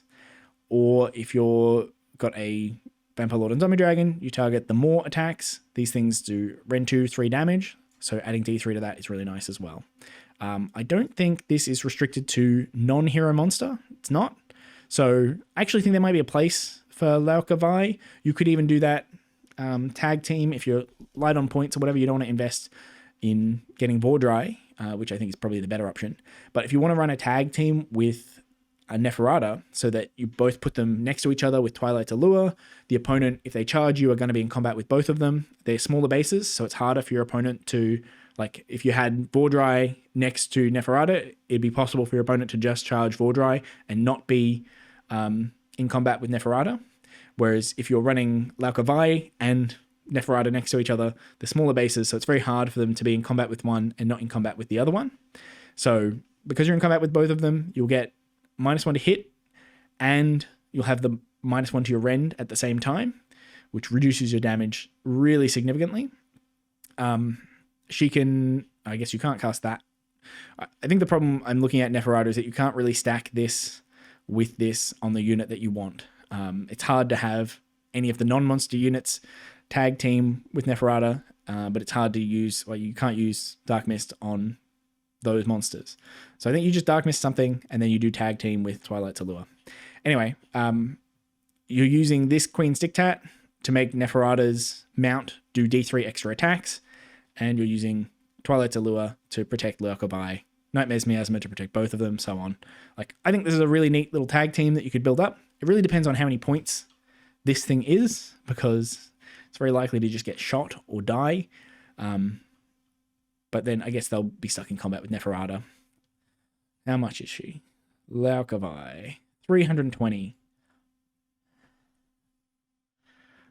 That feels like a lot for 11 wounds on a 4-up save.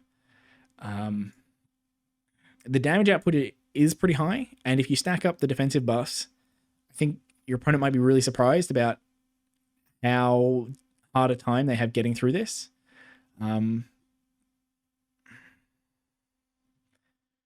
And these are all somewhat useful. Like, because you can target the hero monsters, the companion weapons thing here, 12 is a little bit restrictive. They do really have to sit next to each other, but increases your damage a fair bit.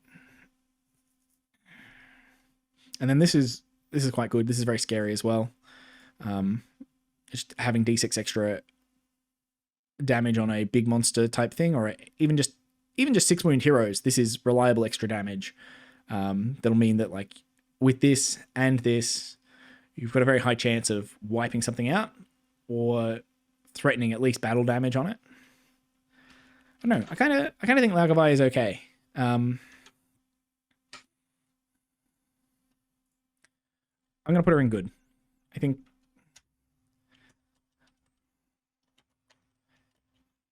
So it's -1 rend. Combat with it. 12-inch. D3 attacks on a companion weapon. And D6 mortals on the charge against 6+ wound guys. Which is pretty much just all heroes and monsters.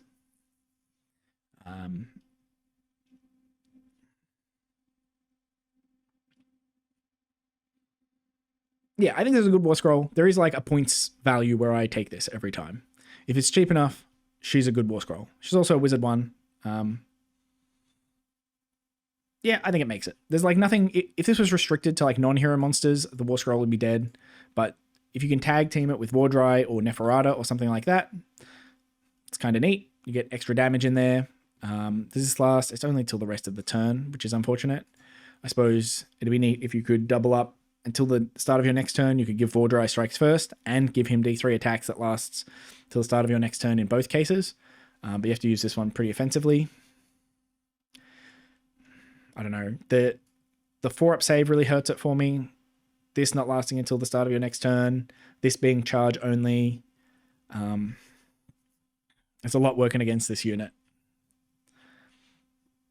I'm not entirely sure where to place it. Maybe it's mediocre. Maybe she's mediocre. I'm making the call. I think she's like okay. Because of the like 4+ save until end of turn. Yeah. Doing a very similar thing in a lot of cases to Neferata anyway. Like if you decided you want Vordry because you want strikes first, and then you're picking like, do I want Laukavai or Neferata to support Vordry? Do I want to get the extra D3 attacks? Or do I want like -1 to hit or something like that? And then you get all these other effects like getting to redeploy your infantry and getting to use Dark Mist on some other unit. And Dark Mist is really comparable to like Nightmare's Miasma here. You're reducing enemy rend in both cases. It's just that this one you have to like stay in combat range, and this one you cast a spell, so they both have their like way of applying it. I don't think you pick this over Neferata. Maybe this is like the cheaper budget version of her. I'm not sure. All right, Vengorian Lord, move 10. Oh, the 2 inches less movement is really painful as well. Right on.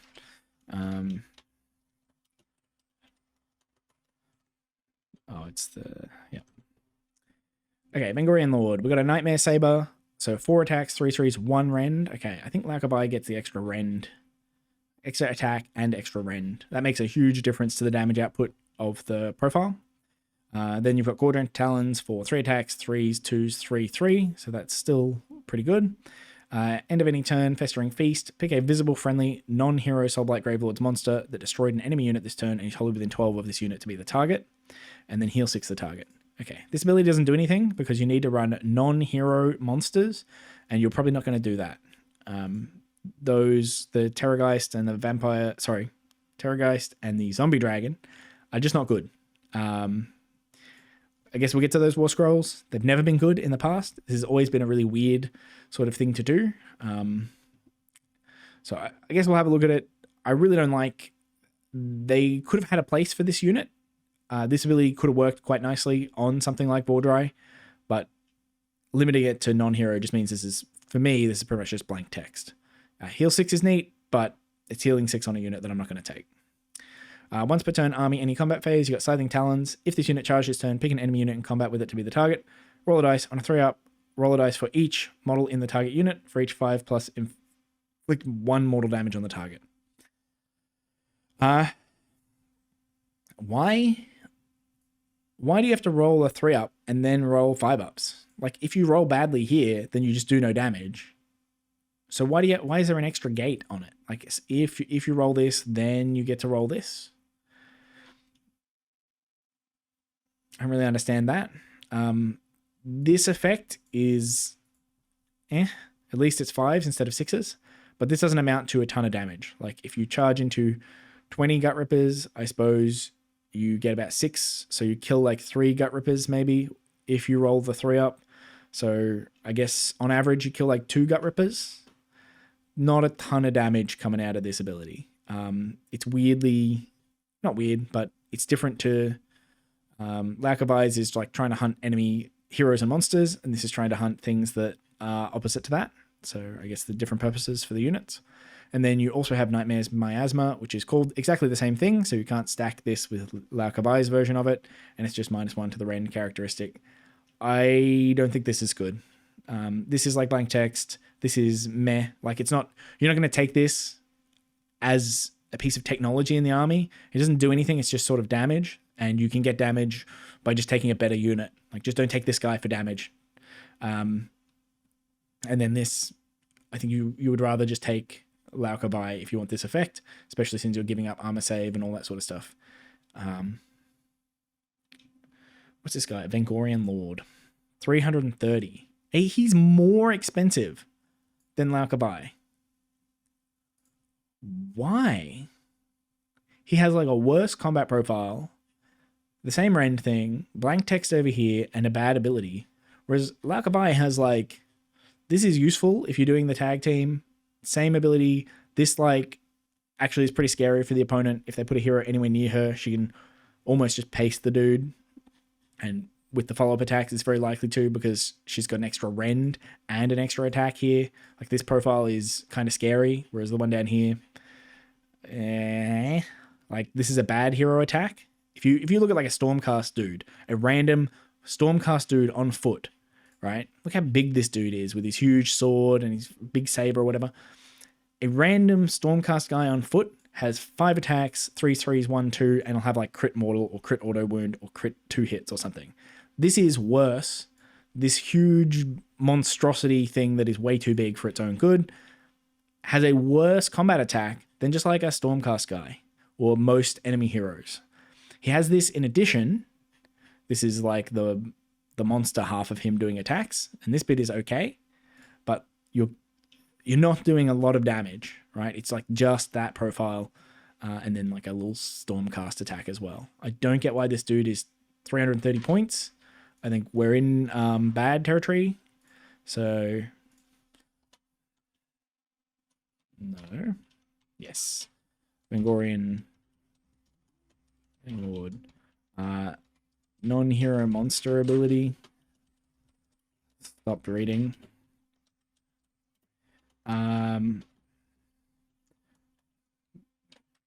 Bad. Ward clearing rampage. I assume it's also a charge based ability. Yeah, it's if it charged and it like needs a 3-up. Needs a 3+ to go into a roll. This is just terrible.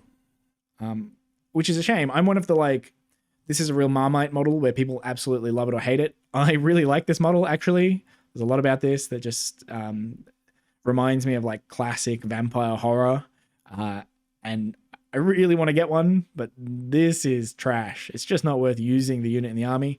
I could take, I could build the model and build it up like Laukavai. I'm even in that tiny, tiny, tiny niche where I actually prefer the Vengorian Lord model to the Laukavai model, which probably puts me in like the 1% opinion group.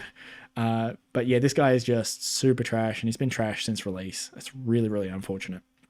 Okay, we have Radikar the Wolf. Radikar the Wolf is like one of the trash dudes from Curse City. He's not a real war scroll. He's not in the book.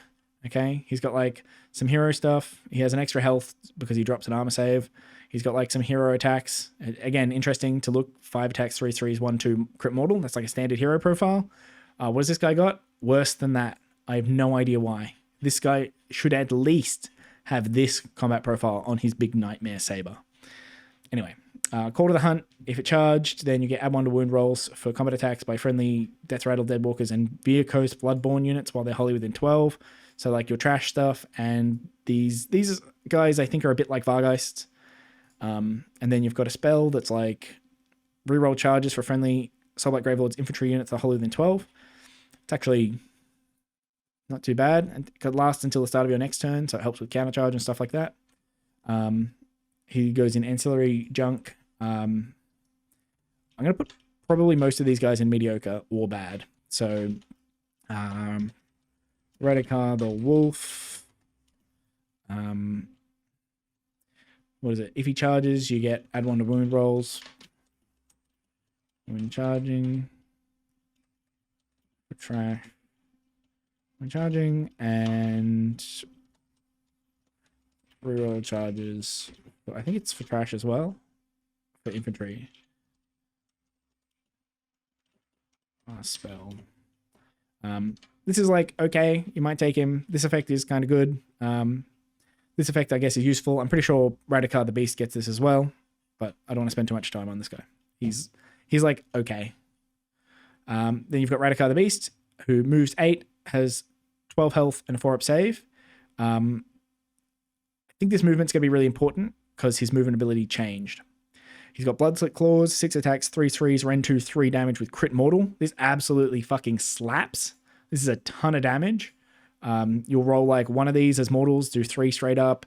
You'll get another like 3 hits, and then another, I guess, 2 of those are wound. I'll probably go through. So you do like 9 damage with the Bloodslit Claws.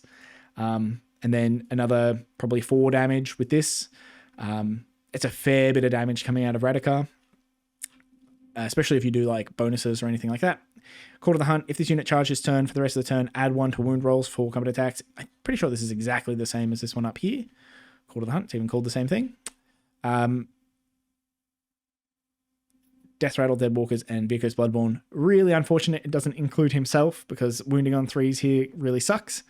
I'm just realizing if this guy's a monster. Yeah, I think you can juice up these attacks with Laukavai if you really want to. They're not that good attacks, but just noticing that. So adding 1 to wound here. These units don't do a lot of damage. So just evaluating this buff, I'm thinking your Death Rattle and Deadwalkers are like zombies, dire wolves, and bats. They all do nothing. You've got Skeleton Warriors, don't do very much damage. Then maybe like Black Knight and Graveguard. Those 2 units, Black Knights do an okay amount of damage, and Graveguard do a fair amount of damage, but a lot of the damage is coming out of crit mortals. So adding 1, stacking this sort of stuff it's hard to get me excited about it. So it's an okay buff. +1 to wound is nice, but it's perhaps not as good as it looks. If you're in a different book, like if I was in Slaves to Darkness and I was like, oh, my Warriors of Chaos units get +1 to wound, I'd be really, really happy. That'd be a really good ability. In Soulblight Gravelords, you're talking about buffing up trash units. So it needs to be a really, really powerful buff for it to be worthwhile. Like +1 attack would be really, really good. It would synergize with the crit mortals that they get. And they only have, I think, 2 attacks each on Graveguard and Black Knights. But add 1 to wound is like, these are not super high value attacks. They're like 1 damage each, 1 rend as well. So it's not too exciting. Then you've got once per turn army. End of any turn, the beast will out. If this unit is not in combat, it can move D6. It can move into combat. It's kind of sneaky. I'm not sure about the timing on this being useful. So I just want to think about it. At the end of my turn, I'm within D6 movement of the enemy. Let's say I'm just outside of 3, right? It means that I could have charged if I wanted to. Right? I could have got this guy in combat because it was my turn. I could have just charged. So presumably, I don't really want to be in this fight, else I would have charged to get into that fight. So being able to move into combat, I'm not sure is very useful here. It does mean I can, like, if it's a really big enemy, like Archaon, for example, and I don't want to get in a fight with Archaon, so I don't charge him. And then at the end of the turn, I get into combat so that in my opponent's turn, Archaon is stuck in combat with Radikar, and I'm sort of sacrificing Radikar. He's not really chaff or a speed bump. I think he's like 300 and something points. Radikar the Beast, 350 points. So he's pretty expensive to sacrifice to like delay something for a turn, like to get him in combat with something that you don't want him to be in combat with. So I'm not sure you really want to do that. And then I'm thinking in the flip side, because this is end of any turn, if it's your opponent's turn, I think this is when you use it. They like charge into your guys, and maybe you don't have the points. You don't have the command points to countercharge, something like that. Or you don't think it's worth it to spend the points to countercharge in any case. You'll miss your window to fight, but they also don't get to fight you first. So you can just D6, shuffle into combat, and then you'll be in combat in your turn. The only problem is, if it's their turn, and then it's going to be your turn next, you could just move and then charge. And you'll get much more movement by doing that. Instead of like moving D6 and getting into combat, you could just move the full 8 and then charge into combat, and then you get this effect because you charged. So you probably don't want to use this to do that. So like this is really weird. I think ignoring this, it can move into combat thing. I don't know how much use that is. If you're not in combat, you can move D6. That's pretty neat. I think in the past, Radikar just had run and charge, which is much more useful because you can like move an extra 6 on top of this. You can move 14 and then charge, which is really valuable for having like this melee profile. You want to get him in combat. But this thing does not help in the same way. It means, you're adding D6 to your movement after the charge window. So you can get closer to the enemy, but only after you've missed the window for charging them. Yeah, I think it's actually not a very good ability. It like looks good. D6 movement every turn feels really good. And I guess it's like having a redeploy. If you've moved him, you can go an extra D6 at the end of the turn. In your opponent's turn, you can sneak a little bit. And he can do it as well as redeploy. So you can redeploy him and then rampage to move him into combat with something. I just don't think the timing on it really helps him. I think end of turn is actually the worst place for this to happen for this guy. If you had a different unit, if you were like talking about skeleton warriors or something, then sneaking him into combat at the end of the turn is really nice because skeleton warriors often don't want to charge into combat. They'll just lose that fight. So being able to sneak them into combat at the end of the turn means your opponent is stuck in combat in their turn. So they have to like spend a whole turn fighting the skeleton warriors, or they have to retreat, which means they probably can't charge and they'll take some mortals. Like it's just annoying for your opponent. But in this situation, we're the unit that they don't want to be in combat with. Like they're stuck in there with Radikar the Beast. They don't want to be in combat with Radikar. He slaps like a motherfucker. So this sort of thing, I think, not very useful on this sort of unit. All right, your hero phase, Armor of the Knight. He's got a casting roll, goes off on a 6. Subtract 1 from hit rolls and wound rolls for attacks that target this unit for the rest of the turn. So I think he used to just have like lightning reflexes or something, some sort of bestial reflex ability that just gave him -1 to be hit all the time. And now it's on a spell and it's -1 to wound as well. Works for shooting attacks, which is kind of nice. Does mean that a lot of your durability, because you only have 12 wounds on a 4-up save with a 6-up ward, a lot of your durability comes from a spell. Thankfully, Radikar wasn't a wizard before, and he is a wizard now, so kind of nice that you can cast the spell, right? Nice that you've got a spell. But by the same token, you'll want to be casting this every turn. So he's kind of a wizard, but you are spending that cast. So it's gain some, lose some. I suppose you've got use of an unbind and you can do different things, like when he's in combat, you could pick to make the enemy strikes last or something. That might be more useful than -1 to hit rolls or wound rolls. Sorry, just 1 second. Okay, where was I? Talking about Radikar, we got Armor of Night. Yeah, I think this is quite good. The hit and wound, I think, work for different units now. So if you're fighting against a big monster, then it's going to have like 4s to hit, 2s to wound. So the -1 to wound doesn't do that much, but the -1 to hit does do a lot.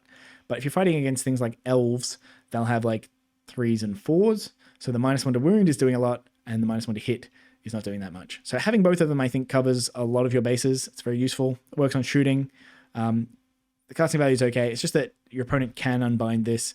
And so you have like about a 40% chance of this just not working and this guy being a lot less durable. He's definitely a monster. He's not infantry, so he doesn't benefit from like guarded hero. So he is kind of vulnerable to being shot with only 12 wounds and a 4-up save. I think this guy is still really good with his damage output. I just don't think this is very useful. And I don't think this is very useful either. So mostly when I look at Radikar the Beast, I'm like, this guy is an 8-inch mover, does a ton of damage kind of dude. And if I'm picking a guy to do a ton of damage, I'm probably just gonna take Vordry. I know he's a lot more points, so maybe I take Radikar if I'm skint.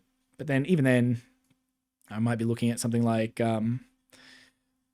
Laukavai. But I suppose if I haven't got a hero for Laukavai to buff, or I haven't got like a unit that's going to take this buff well, and I want something that's like a 300 point beat stick, then maybe I'll look at Radikar. Otherwise, I'm not sure there's that much point in taking him.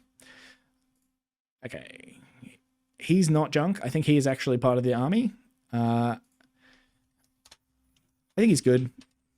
Like, none of his stuff doesn't work. It's just not like super powerful.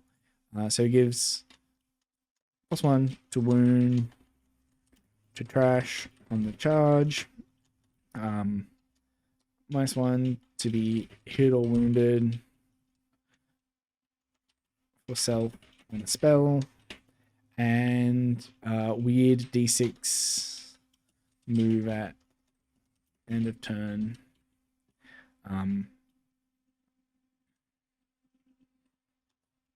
Good damage, bad durability without spelling. So at the right points cost, I think Radikar is fine. He just does enough damage that having him around is threatening for your opponent. My intuition is that 350 is too many points for this, for how fragile the profile is and spell dependent, and this is not actually a useful ability. So mostly you're just paying for the melee profile that the guy has.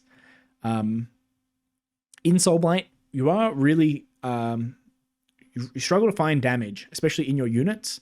So in other armies, like if I was looking at a Slaves to Darkness book, I might just think, oh, I just take more Varangard. Like this guy's a bit like the Demon Prince, where he's like got a decently slappy profile.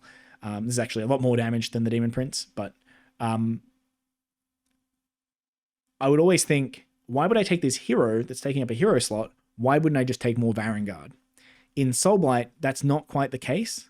I think a lot of the time your damage is going to come from like Radikar or Vordry or something like that, because things like Graveguard and Blood Knights, they just don't quite get there, and there isn't that many buffs or synergies in the book to really spike their damage up. Like when we're looking at something like this, you're adding 1 to wound on the Graveguard. That's not going to increase their damage by that much. I still think you're getting a lot of damage out of things like Radikar. So at some points cost, I'm probably going to take this guy. At 350, I don't know. It's a bit too expensive. I'm glad he's a wizard now. Never made sense that a vampire wouldn't be a wizard. All right, Ivia Volga. Ivia is one of those trash units that's like part of the weird Virkos extra stuff. She was released in a different timing, so maybe she's not meant to be like that, but she's like, there's a whole bunch of these foot Virkos guys that can be a Virkos retainer, and if you take like Belladamma or Radikar, they can have one of these heroes as an extra option. So I'm assuming pretty much all of these dudes that can be taken as a retainer are part of the like trash set of heroes, and Ivia is definitely one of those. She's got weird regiment options as well. Okay. So she's got some shooting attacks that are really bad. She's got like a normal sort of hero profile. Instead of having crit mortals, she has like anti-monster rend. She's got a garbage profile for durability, like 5 health on a 5-up save. It's totally useless. I think 6 move is normal for a vampire. Passive, subtract 1 from hit rolls for attacks that target this unit. I guess that helps to make up for this a little bit. Passive, Behemoth Bane, subtract 2 from the attacks characteristic of enemy monsters' melee weapons while they're in combat with this unit. That's so specific. It does affect all of their profiles. So if you look at like the Vampire Lord and Zombie Dragons attacks, it got 3 on the jaw attacks and I think 7 on the claws, and the Rider's going to have like 5 attacks. So overall you do get like -6 attacks, which is kind of neat. But even with -1 to hit, I think like the guy on top is often just going to kill Ivya because she has 5 health on a 5-up save. So it's not enough for her to survive attacks from one of these units. And then she's got a spell for the rest of the turn, subtract 5 from the control scores of enemy monsters while they're within 12 of this unit. I just think all of this is trash. I don't think you bother taking Ivya. It's such a specific set of things. Sure, if you like the model, then take her, I suppose. I just don't think there's a place here. Like, you could take her as the retainer. You definitely don't want to spend a whole slot on taking this character. She better be like 100 points at most. 190. No. All right. Ancillary junk. Ivya. Super monster specific. Just like, I don't know. She'll be a useless. If you're not fighting a monster, she's just really, really bad. She doesn't do any damage. She doesn't take any damage. She's got like a bad control score thing. Like, this only affects monsters. Just don't take this. I think this is a useless unit. Moving on. We've got Belladamma Volga. So this is the other Vehicros hero that I don't think is part of the ancillary junk trash stuff.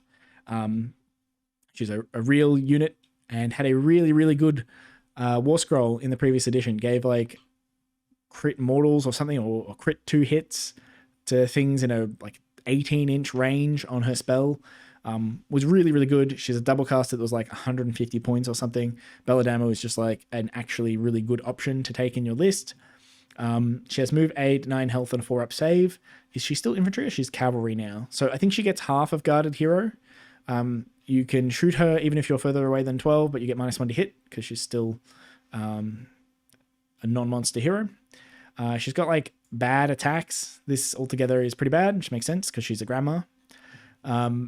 Wolfguard, while this unit is within combat or range of some dire wolves, then you get a ward of 4-up.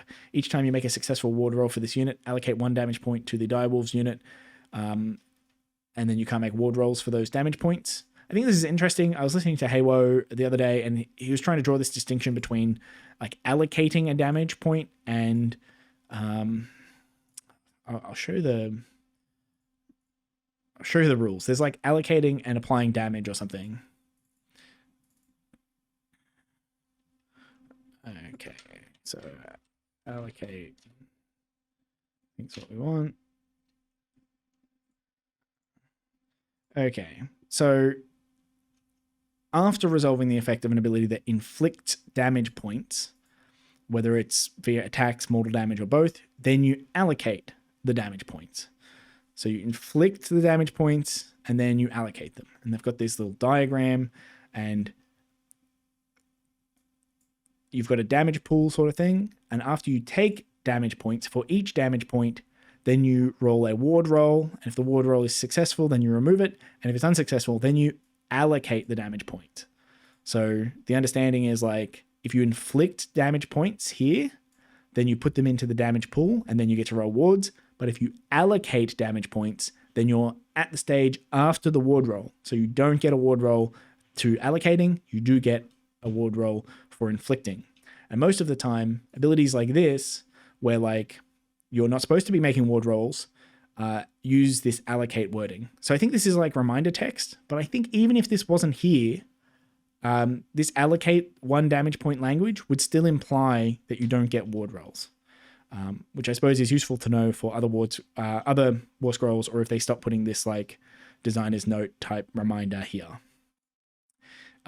Because sometimes people will look at this and they'll note that some abilities have this line of text and other abilities don't. So they think, well, the ones with this line of text, you don't get ward rolls, and the ones without the line of text, you do get ward rolls. But I'm pretty sure this is just reminder text. I don't think it actually changes the functionality of what's written up here. The one thing that I do notice about this is that you can't choose to take the 6-up to avoid this allocation thing. So I was running Graveguard with a Necromancer over the weekend. They've got the same, instead of Wolfguard, it's the same sort of thing where you have to move the damage points or whatever, and he gets a 4-up ward. But because he's standing next to Graveguard, he gets a 5+ ward. And there was a situation where my opponent attacked the Necromancer and did a bunch of damage to him. Necromancer has a bad armor save, so he's taking a lot of ward rolls. And I was thinking, actually, the Necromancer's going to die here. I don't want to transfer all of this damage over onto my graveyard because he's going to die either way. I just want to take the 5-up wards that I'm getting from the Graveguard and not transfer the damage points. I don't think you can do that. Each time you make a successful ward roll for the unit, you allocate a damage point to the nearby unit, even if you're not using the 4-up ward coming from this Wolfguard ability. So even if you just say, Belladamma is going to take 30 damage and I don't want her to transfer all that damage over to the Direwolves, so I'm going to use her 6-up ward instead. Even if you use the 6-up ward, all of the successful saves you still have to put over onto the Direwolves. I suppose they will take less damage because you'll make fewer successful ward saves. So it is useful to know. I'm pretty sure you can choose which ward you roll. You don't have to take the biggest one. I guess that's something that you'll have to check. Units with the ward keyword have a ward save passive ability. The number after the ward indicates the ward value. If a unit has a ward, the ward value will be 5.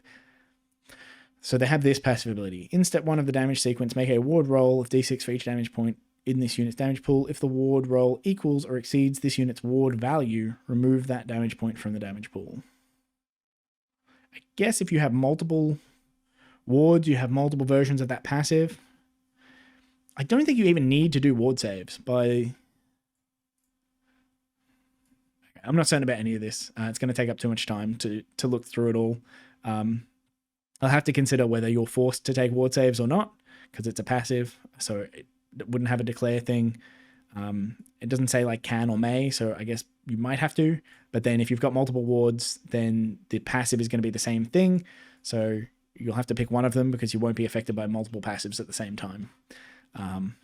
So I don't know. That's one to figure out, but you might be able to change how much damage the other unit is taking. That's what the takeaway here is. Okay, then you've got Under a Killing Moon. It's a spell, goes off on a 7. You pick 3 visible friendly Direwolves units wholly within 18 of this unit to be the target, and then make a custom roll of 2d6. For the rest of the turn, add 1 to the rend characteristic of the target's melee weapons, and they can ignore the effects of the Beast ability. So this takes a really bad unit, Direwolves, and turns them into a bad unit, right? Goes from really bad to bad. Direwolves have like 2 attacks each on 4s and 4s, I think. We'll look at the profile. I'm pretty sure they have like no bonuses to their attacks either. They don't get like +1 something on the charge. And they're beasts. So beast is like a big penalty. They only have 1 control score. So this spell takes a war scroll that does basically 0 damage and has 0 control and turns them into a normal unit, right? It just turns them into like a unit of skeleton warriors or black knights or something. Not even black knights. Black knights are quite good. So this is a weird spell to me. It used to be very, very good and buffed everything. Now it specifically targets Direwolves, and it doesn't turn the Direwolves into like a good unit. They have to be wholly within 18. So if you're running, you got 30 Direwolves standing next to Belladamma, you're investing a lot. And in my mind, the point of Direwolves is as like fast chaff. You want them on objectives or doing battle tactics probably. So one use for Direwolves would be to take the flanks. So you can put them on the sides of the board and move them up and take the flanks. I just don't really see stacking a whole bunch of Direwolves around Belladamma and using their rend so that they'll do some damage. I still think even if you have a reinforced, like you have like 20 dire wolves, what's that, like 40 attacks, you hit with 20 of them, wound with 10 of them, you're going to do tiny, maybe 1 or 2 extra wounds on a reinforced unit of dire wolves using this. I don't really get it. It's not a good ability. You're like investing in buffing something that is very trash, and you don't have enough other buffs. It'd be fine if there were like a few other things you could do to make dire wolves really good, but I haven't really seen them in the book. Like the big thing underpinning all of this is that we like don't have the vampire lord to give +1 attacks or something like that. We're just missing a key buff that makes all of these things make sense. Then you've got First of the Virkos, which she gets extra 3 to control score for all of the like Virkos retainer things, and Radukar, and I guess the Varg Skier, all the Cursed City trash stuff. I hate this. I hate all of these units. So most of this is really bad. Radukar the Beast is like okay, I suppose, but you're not really worried about the control score. I think she's weirdly control 5. I think that's like she's control 2, and then she has 2 dire wolves. That might have made sense to make her control 4. But yeah, weirdly control 5. Is Radukar control 5 as well? Yeah, he's control 5. So both of them together, decent control, which is worth watching out for. The big thing about Belladamma is that she's a wizard too. I think that's the main reason that you want to take her. None of this stuff is particularly good. Like this keeps her alive, but you only care about keeping her alive if she's doing something else useful. This is no good. She doesn't improve her own control score or anything. Maybe that's it. She's 2 control, but then she just counts herself in this passive. So she's 5 control. That's why she's 5 instead of 2, because she's actually being affected by this passive. They just didn't list her, right? They included it in the stats. And then this spell, I just don't get it. I don't think you ever want to build into that many dire wolves, and you don't want to rely on dire wolves for damage. And even if you did have dire wolves, I don't think you want to cast this spell. Like the amount of extra damage you get from this, you're going to get more damage by casting Soul Snare Shackles and like getting D3 damage out of that. Or I don't know, even Vile Transference. You probably get 2 mortal wounds out of Vile Transference. That's probably the same amount of damage that you'll get from adding 1 rend to your direwolves attacks. I just don't think this is very good. Ignoring the beast ability is nice, but at the same time, you can just take skeleton warriors or zombies or something that's not direwolves, and you ignore the beast ability anyway. So I don't know. I don't see the point in investing in list building into a whole bunch of this stuff. What are we doing? She's a special character, and I think she's like, I actually think Belladamma is bad. So Wolf Bodyguard 4+ Sword.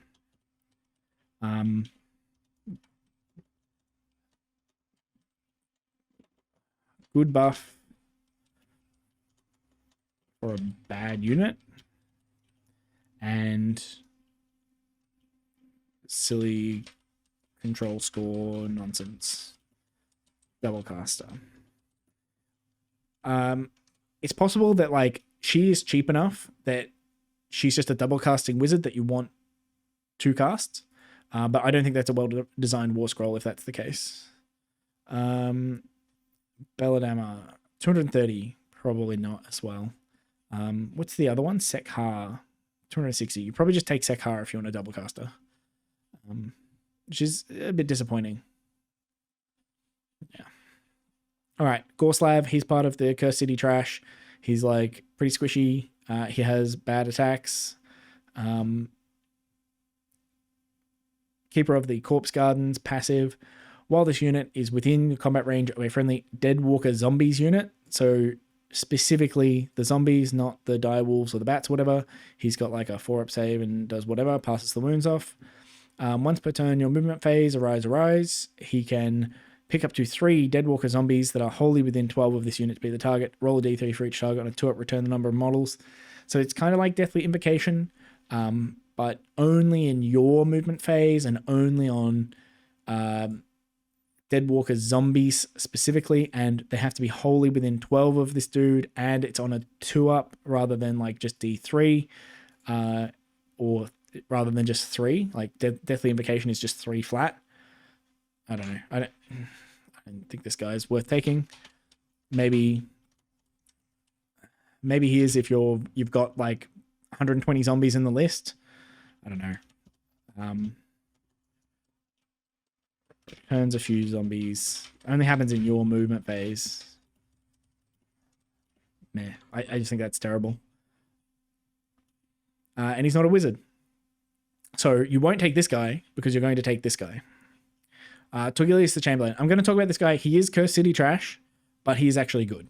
So, yep, he's pretty fragile. He's like a classic wizard dude. He's got some shooting attacks. These are actually okay shooting attacks because they're range 18 and they're like D3 damage. They're not likely to do anything, but it's worth remembering them and using them. He has like garbage melee attacks. And then he's got passive Trusted Lieutenant. This unit can use the Deathly Invocation ability even if a different friendly unit has used it this turn. So Deathly Invocation, I should have remembered the page we're on. Deathly Invocation doesn't restrict you from picking the same unit twice. So if you had, for example, you had like 20 Graveguard and they'd been knocked down to 10 Graveguard or something, and you had two heroes near them, you had Torgilius and a different hero, then you could pick the Graveguard twice with this ability, right? You would use the first hero, pick 3 units around him, then use the second hero, pick 3 units around him. There's nothing in here, as far as I can tell, that stops you picking the same unit twice. I said earlier when we talked about the battle formations that picking an extra unit here is total trash, but being able to pick 2 heroes to use the ability is actually quite good. So, really should have remembered where we were up to. I'm just going to find it.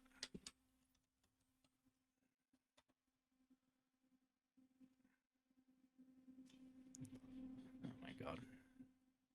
Torgilius, there we are. So being able to use this twice, I think is really nice because you're using it in both hero phases as well. It sort of doubles the healing out of that ability. And that kind of stacks up. There's a fair bit of healing coming out of this. And if you compare it to even just like Gore Slab up here, you can pick 3 Deadwalker zombies in 12. Well, that's the same range restriction that Deathly Invocation has. It's 3 units in 12, but they don't have to be Deadwalker zombies. You can be any of your Deadwalkers or any of your Death Rattle guys. And then instead of healing D3 on a 2-up, you just heal 3. It's just flat 3. It's way, way better. So I don't know why you would ever take Gorslav. You would just take Torgilius. I suppose you can stack them. You can take Torgilius and Gorslav. I don't think you need that much healing on your zombies. But this is quite good. It's worth taking this guy if you're trying to use Deathly Invocation. And there are lots of builds of the list where you'll want to use Deathly Invocation. It means you're healing 6, right? Which is pretty hard for your opponent to keep up with. Getting 6 models back every turn, they really need to wipe something out completely, or it's just going to fill back up. So actually rate this. I think this is quite good. Then your hero phase, 6, failing Fortitude. Pick a visible enemy unit within 18 of this unit to be the target, then make a casting roll of 2d6. Until the start of your next turn, subtract 1 from wound rolls for the target's attacks. This is also a really, really good spell. Just a straight -1 to wound is really nice. It's applicable like all the time. You don't have anything else you're doing in 18 because Vile Transference is really bad and your other 2 spells are 12-inch range. So having this on your War Scroll is actually really valuable for the unit. And it helps with this, right? If they've got -1 to wound, it's going to be hard for them to kill your unit in one go. You're going to return more guys. Essentially, like these things synergize together really well. And I think that's it for this guy. He's really good. I rate this guy. How much does he cost? Torgilius, 180. I don't think you mind paying that for him. That is a little bit expensive, but I think if you've got the extra like 40 points, the main comparison here is a Necromancer. Necromancer makes your guys fight twice, which is very useful. So it's a bit of a toss-up whether you want this guy or the Necromancer, in my opinion. He's a little bit more fragile than the Necromancer because he doesn't have that ward, but he still has guarded hero, so you can't shoot him and stuff. I certainly think there's a place for him. And he can join as a Vyrkos Retainer, so I think that slot will be used by Torgilius, right? If you're taking Radukar or you're taking Belladamma, you probably want this guy in that slot so he's not taking up another hero slot. So I actually think of all the like Cursed City junk stuff, this stuff is actually good. So Torgilius, double Deathly Invocation, and -1 wound spell.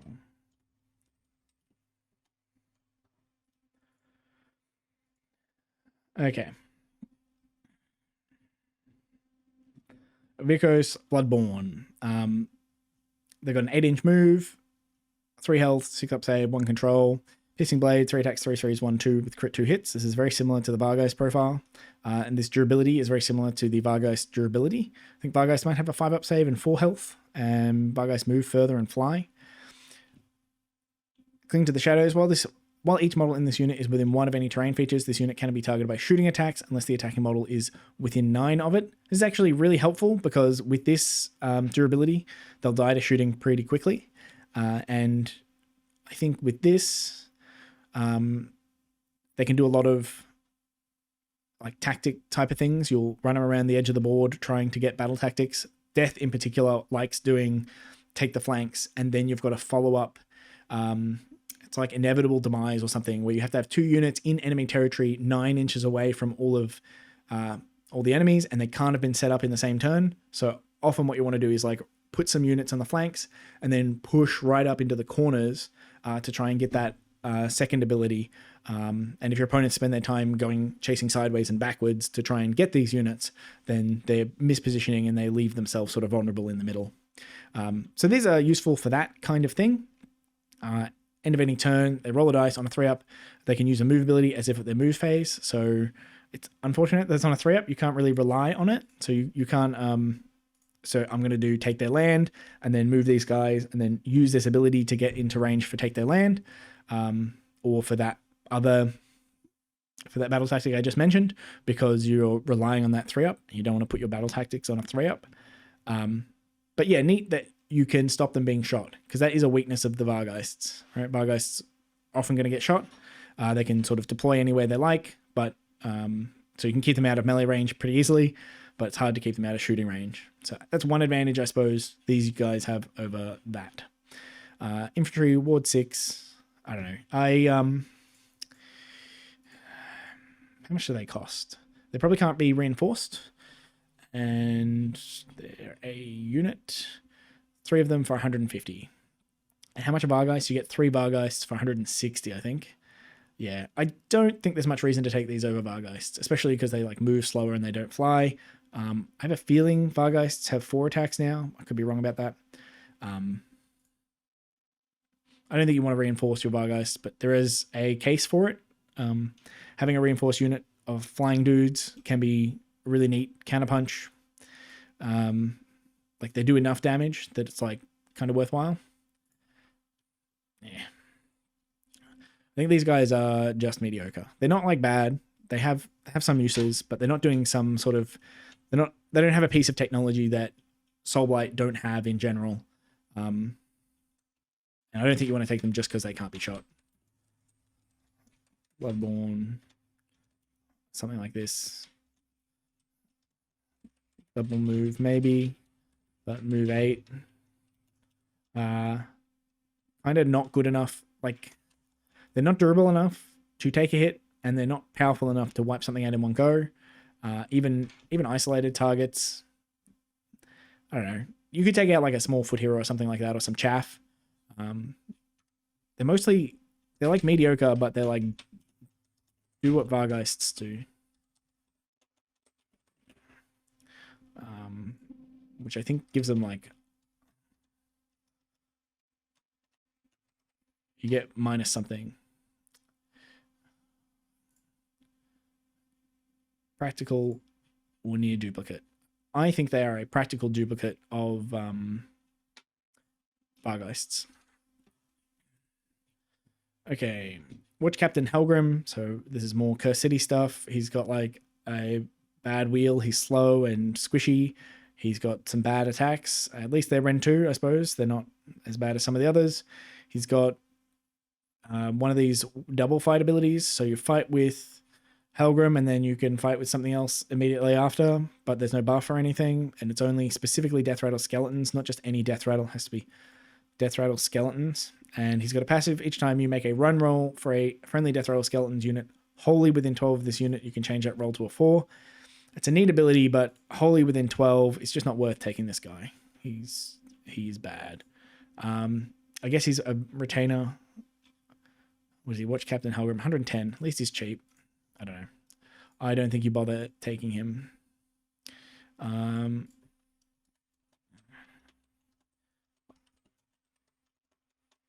Watch Captain Helgrim. Run min of. Oh no, it's not minimum of 4. Run is 4. I think if you really want the extra movement, like you get Lash of the Sire, or you can just take Direwolves or something.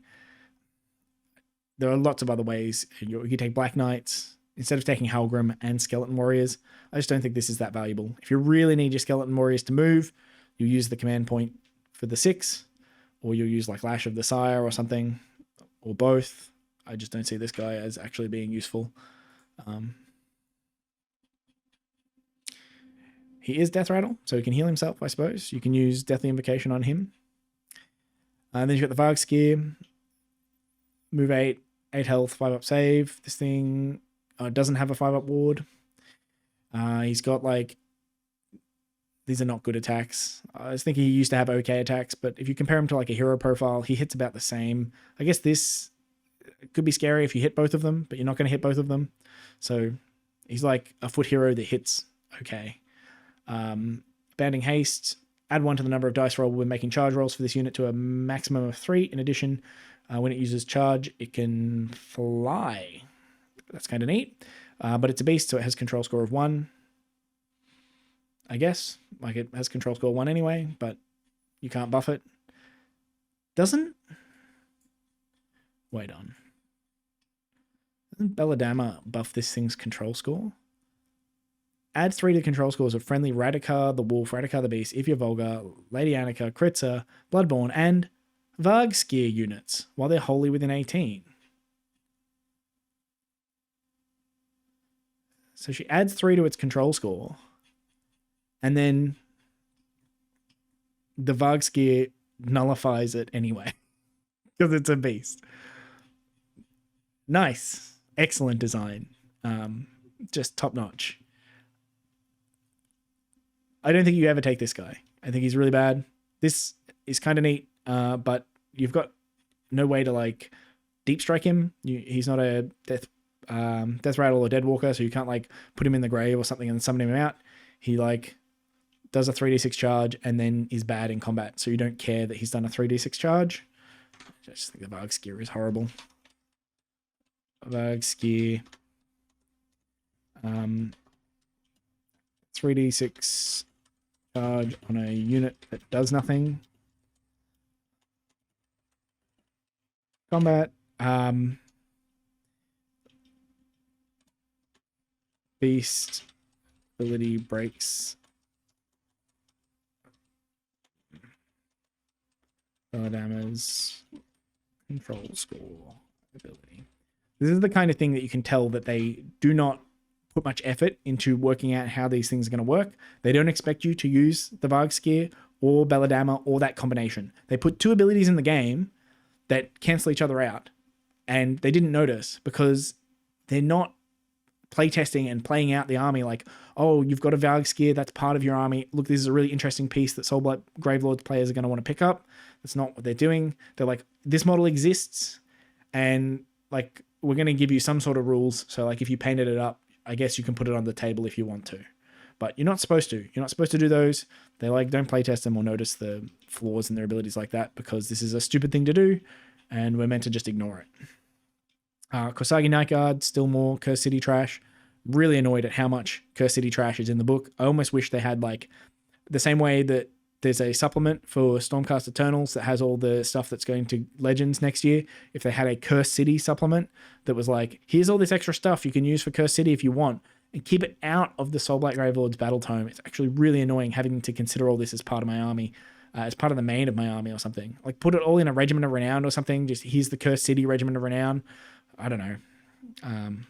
Just yeah, not very interested in it. 6 move, 4 health, 5 up save, 3 control. They do like, I guess, some damage. Pack maintained while they're within combat range of Radikar the Beast or Radikar the Wolf. Both that unit and this unit have a 5 up ward. You can get the same effect out of Graveguard, I suppose. Not Radikar the Beast because he's not infantry. So I suppose this is a way of giving a 5 up ward to Radikar the Beast, who otherwise is kind of squishy. But then these only move 6 and he moves 8 and then another d6 at the end of the turn, which is kind of annoying. They are Deadwalkers, so you can put them in reserve and you can get them back and heal them and that sort of stuff. I don't think they're interesting at all. Oh, what have I done? I've dropped my...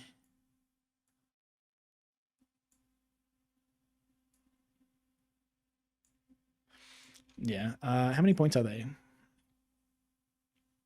120. 120 for 2. 60 points each for 4 wounds and a 5 up save. Korsagi.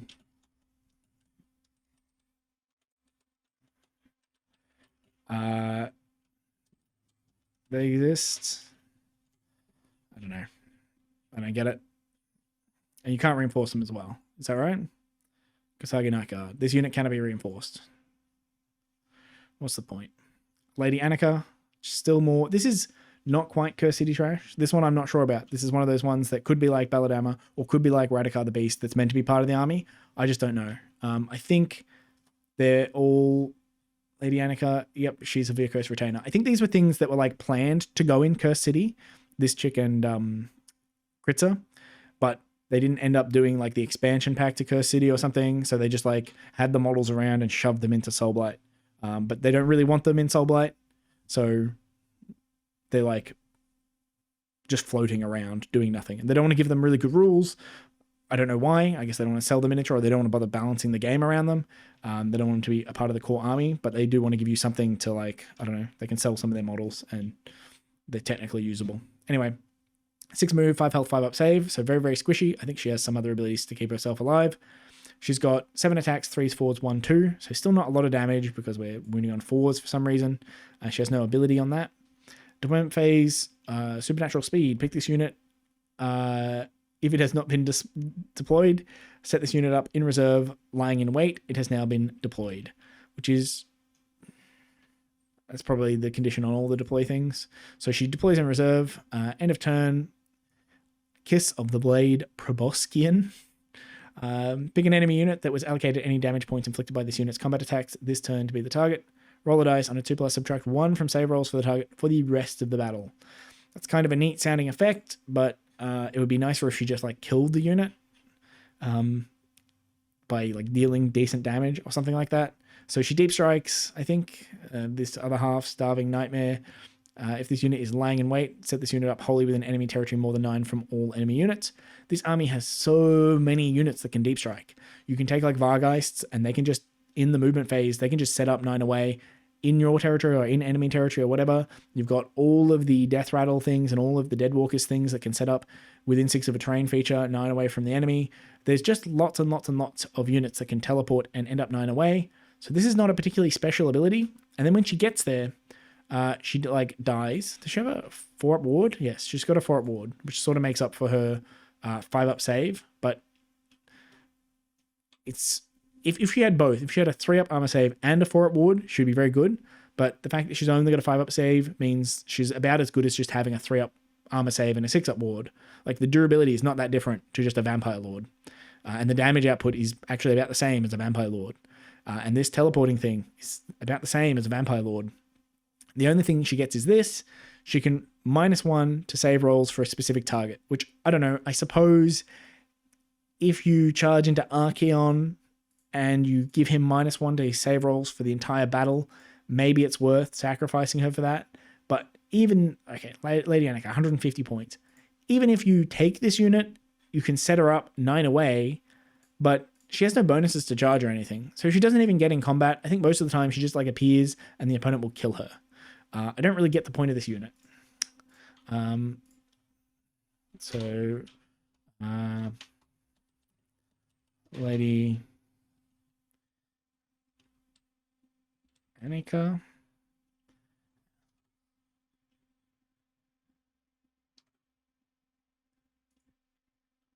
Wait. Double N. Single K.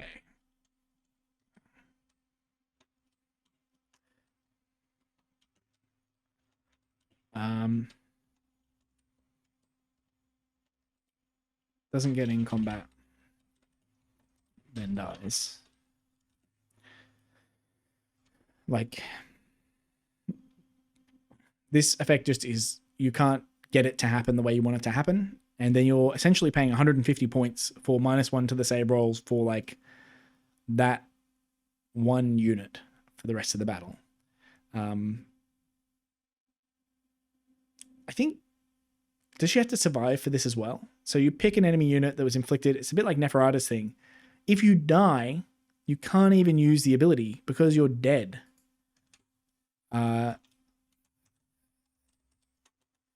Ability only works if she lives. I'm not 100% certain. Like I talked about this with Neferata. There is a bit of an issue with like the timing on the abilities where surely she has to be alive to declare this. She has to be alive at the end of the turn. But the timing window was like, pick an enemy unit that was allocated any damage points. So some people might argue that the trigger, it's like a triggered ability or something that happens when the points were allocated. I don't think there's like a rules basis for that, but there's certainly a thematic basis, right? If you're hit by Neferata's Dagger of Jet, it doesn't really matter if Neferata's alive thematically. It's just this ability, I don't know, should work, but I just don't think it does. Rules as written. Critter. Critter's a bit like Annika.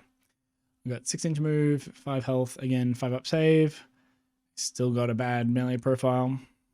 It's about the same as a Stormcast hero. Any combat phase, scurrying retreat. If this unit is in combat, roll a dice. On a 2-up, this unit can immediately use the retreat ability as if it were your movement phase without any mortal damage being inflicted on it.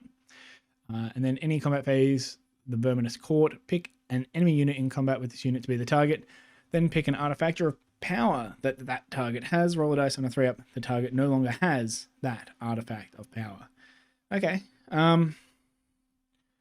I still think this is never going to come up because it's very unlikely that you get Critter into place. And even if you do, so far what I've seen from the artifacts of power is that they're mostly useless.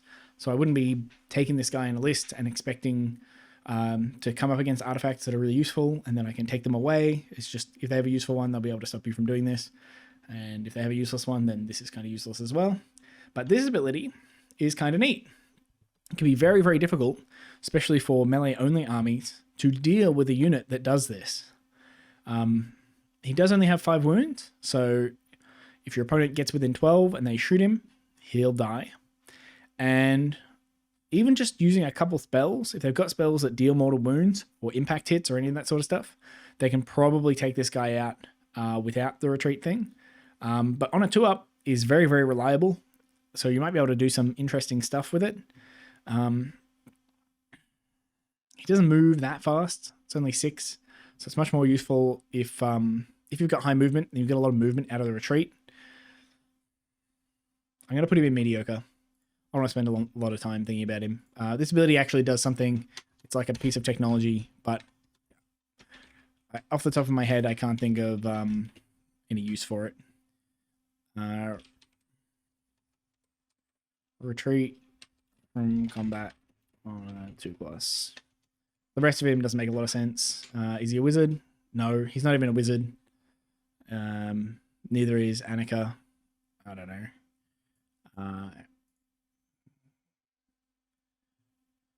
110. I don't know. I don't think you bother. Vampire Lord on Zombie Dragon. Actually, no. I'm not doing this. He's not mediocre. He's bad. He's not a wizard. He's a hero. He doesn't do any damage. He just has that one ability. He's not really chaff. His control score is going to be like 2. I don't have much time for it. I almost think I should take all of the Cursed City stuff and move it out of the army because it's going to bring down their score dramatically. But at the same time, they could just do that. They could remove all this stuff from the army. Just put it all in like, I don't know, Legends or something. Put it all in a space where like you don't have to worry about any of this for tournament things or for like competitive play. But they don't do that. So they're getting punished on points for it.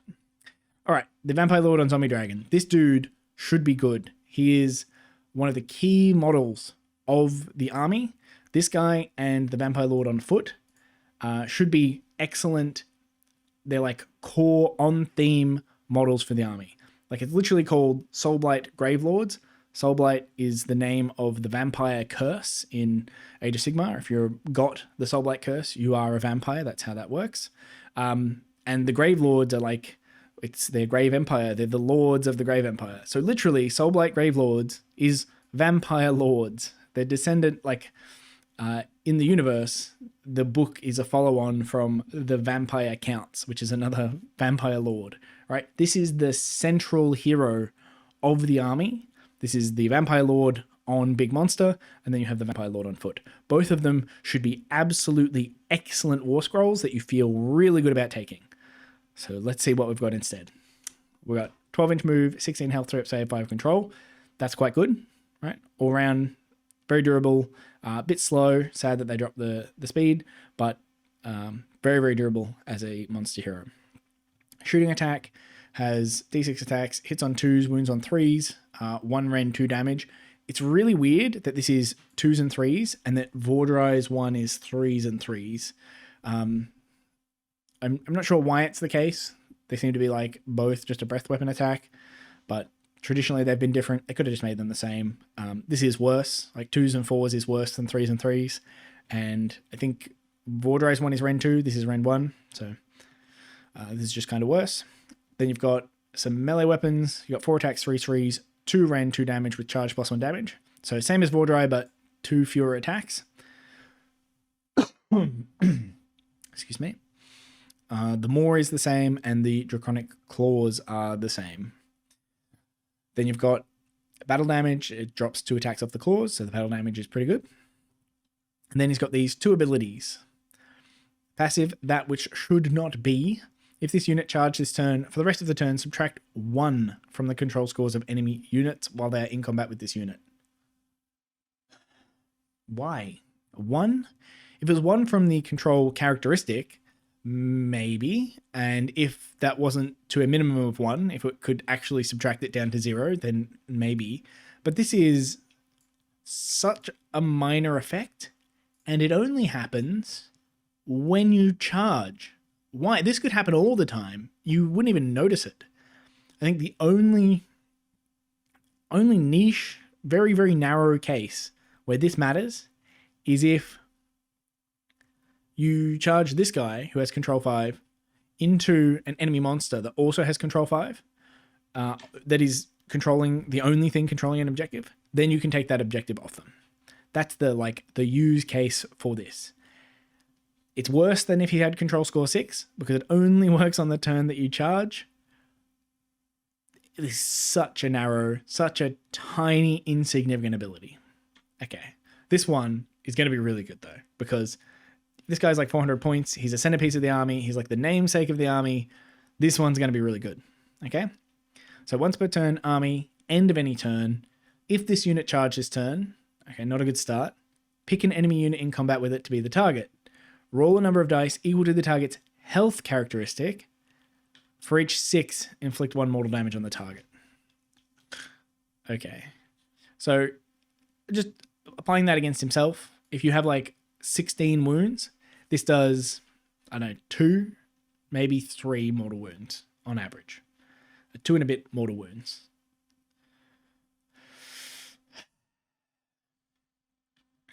Only when he charges. I really don't get it. Like, this is not that powerful a combat profile. You don't have Ethereal Amulet. The best you can give him is rerolls to charges. Neither of these things care about the charge distance.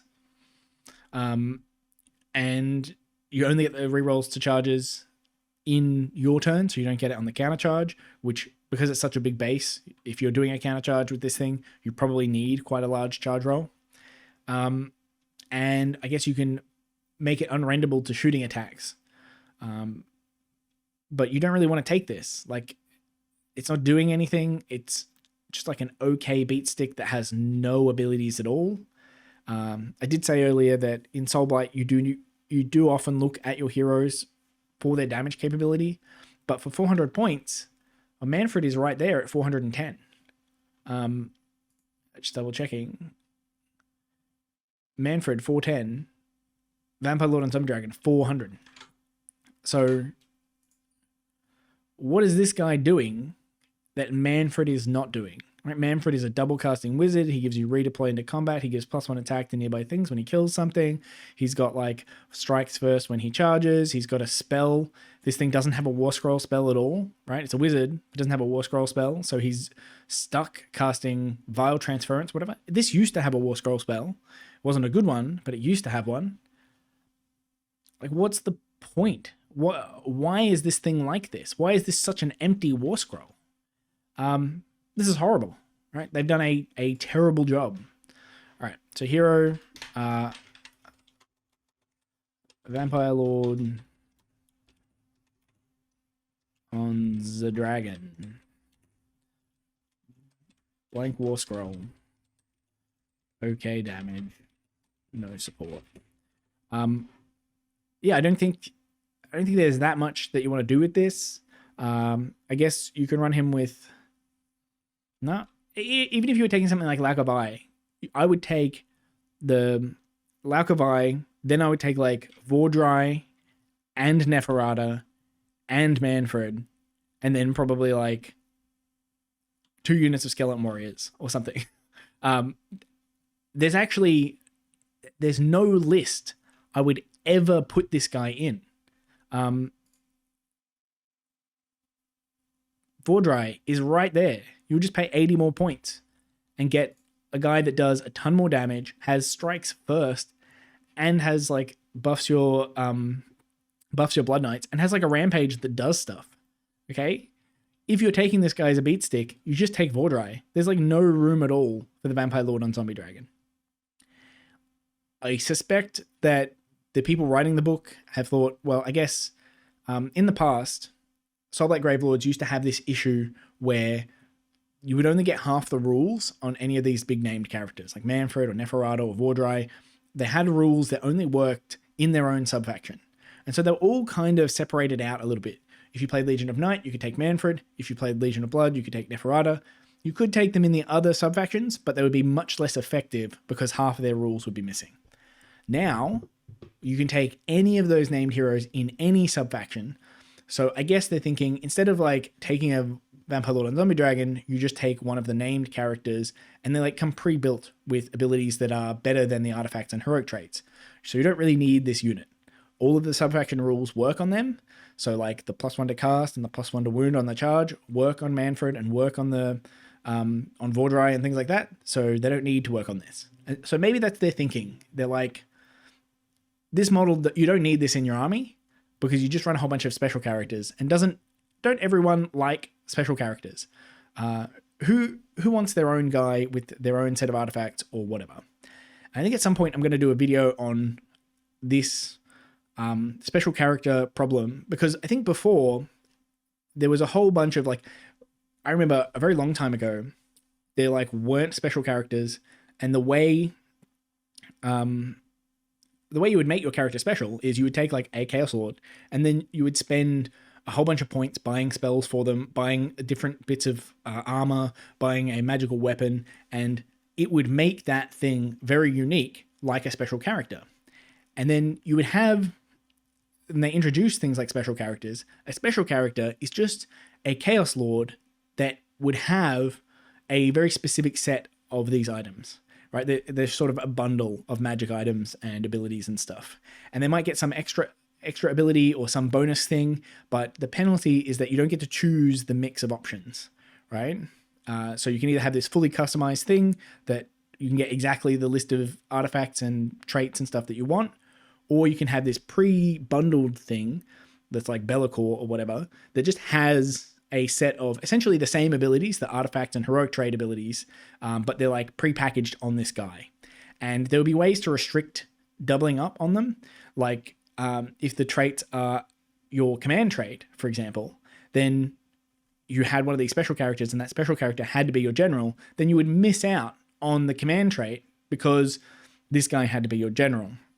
Over time, they've reduced that. They brought in like double generals, and in this edition, your general doesn't mean anything at all. So the difference between the special character, sorry, not the difference, there's not a lot of reason to take a non-special character, because special characters tend to have a whole bunch of really good rules on them, and you're taking a powered down, less useful version of them and then trying to give them some artifacts and heroic traits to bring them back on par with them. And those artifacts and heroic traits in most books just look terrible. So there's very, very little incentive to play the generic version and to customize them or kit them out in the way that you want. Which to me, I think is kind of sad. I kind of like the old being able to really design a hero and put some thought and effort into like, this is how I want this hero to be. Now we just take prepackaged ones. And I guess that's probably a bit easier for balance. Like when you're designing Slaves to Darkness and you understand that they only have like 3 heroes, it's like you're playing Archeon, Abraxa, or Be'lakor, because the other units are just not that impactful or that good.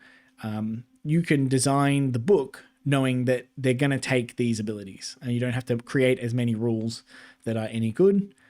But for me, that just means like the books are more boring and there are fewer options. Anyway, this is an example of that. This is really horrible and I'm really sad about it. All right, then we've got the Vampire Lord on foot. Okay, so if this guy is bad, at least this one is going to be good. One of the Vampire Lords has to be good, right? It's the Vampire Lord book. So we've got movement 6, 5 health, 3 up save, 2 control. We used to fly with this dude, which doesn't really make sense. So they have removed that flying. He doesn't fly anymore. Wizard 1, but no spell on the War Scroll. He's got a Dynastic War Relic. So 5 attacks, 3 threes, 1, 2 with anti-hero, +1 rend, and crit 2 hits. So this is about the same as any Stormcast hero. They'll often have like crit mortals or something. And you know, this combination of things, crit 2 hits with anti-hero, that's about the same as crit mortals. It means these guys are slightly better against heroes than other units. So what's their ability? Also, in every previous edition since I started playing the game, the Vampire Lord has been like a buff piece. He's always had some version of like +1 attack to things in 12, or like a command that was +1 attack or something like that. He usually has a really powerful buff for summonable units, for the trash units in your army. All right, so his ability now is once per turn, army, your movement phase only, Sanguine Blur. Effect, roll a dice. On a 3+, remove this unit from the battlefield and set it up again more than 9 from all enemy non-hero units and more than 3 from all enemy heroes. Core. Okay, so because this is core, if you use this ability and you fail the 3-up, then you can't move because you've already used the core ability in the movement phase. So there's a downside there. The fact that it's on a 3-up means that you can't do anything reliable with it. So you can't do like a take their land or anything like that. Even if you're trying to kill the hero, you can't reliably kill the hero because you don't even know if you're going to teleport. It only happens in your movement phase. So you can't teleport in their phase. Not that you generally want to, but you just can't. This guy's melee profile is so weak. He doesn't want to be in combat with really any enemy heroes except things that are like necromancers. Little wizard dudes that have no armor save and no combat potential, right? Those sorts of heroes are typically surrounded by enemy units because those sorts of heroes, their job is generally to buff up those enemy units, right? If you have like a little wizard with a stick, that guy is going to put some sort of awesome buff on a unit standing near him. So yes, you could put this guy within 3 or 3 away from some enemy wizard that this guy is actually going to be able to beat in combat, but very likely that unit's going to be protected. The only situation this matters is like when they leave that guy unprotected, and I don't know why they would do that, because what is that wizard doing if he's standing out in the middle of nowhere by himself? So this ability is like a teleport, but kind of worse, okay? This is a really bad ability. There's like 3 ways that this is bad. Again, just your movement phase. You can't use it to like teleport away. Playing against Cruel Boys, and I think if people played against Nighthaunt, the Dreadblade Harrows, they can teleport in the enemy movement phase. It's actually very powerful to do in your opponent's phase because you could put this guy in, like in your phase, you can teleport him to the back of their board. And then if they move units out to try and fight him, he can just teleport away. And then they've wasted their time going out to fight him. If they don't move units out to get him, then you set yourself up for a really easy battle tactic. You can do like the impending death or whatever it is, so that you've just got this unit in their backfield. It's kind of cool if you could teleport in the opponent's movement phase, but you can only do it in yours. So that option's not open to you. There's almost nothing going on here, because once he gets somewhere, you don't care that he's there. He doesn't do any damage. He doesn't take any damage. He doesn't have any sort of buff or anything. Teleporting the guy is not very useful. This happens after the hero phase, right? In the previous book, in Legion of Night, you could teleport a vampire. You didn't have to roll or anything. You just teleported a vampire as a heroic action. So there was a bit of an opportunity cost.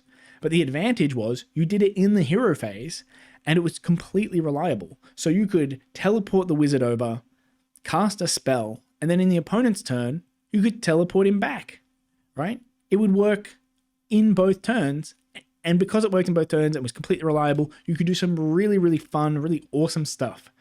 It wasn't super powerful because the Vampire Lord is not that powerful, but you could do things like you could use Morbeg's Claw because that gave you +2 to cast but stopped you from moving.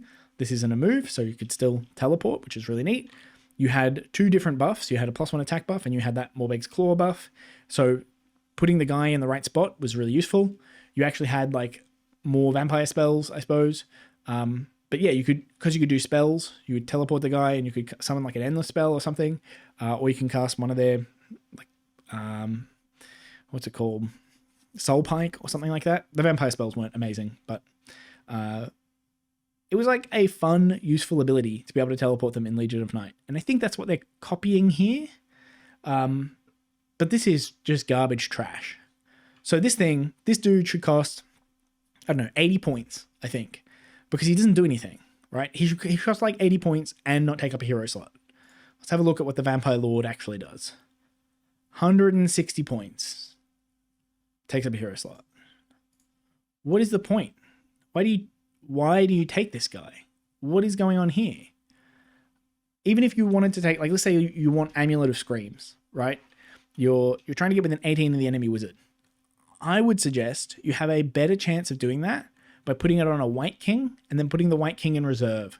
Because at least the White King doesn't have to roll a 3-up to get out of reserve. He'll just arrive wholly within 6 of a train feature and then 9 away from the enemy.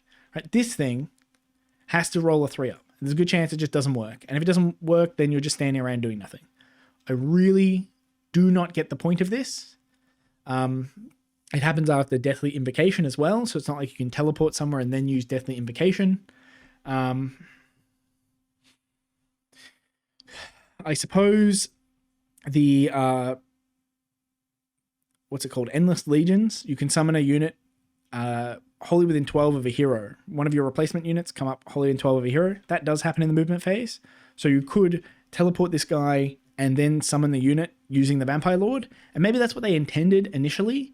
But because you can summon them out of terrain, there's so much terrain. You are never looking for a spot and being like, oh, I can't put my unit somewhere because I just don't have any way, any terrain to put them next to. So I really need this 160 point foot hero to roll a 3-up so that I can place them in this other spot.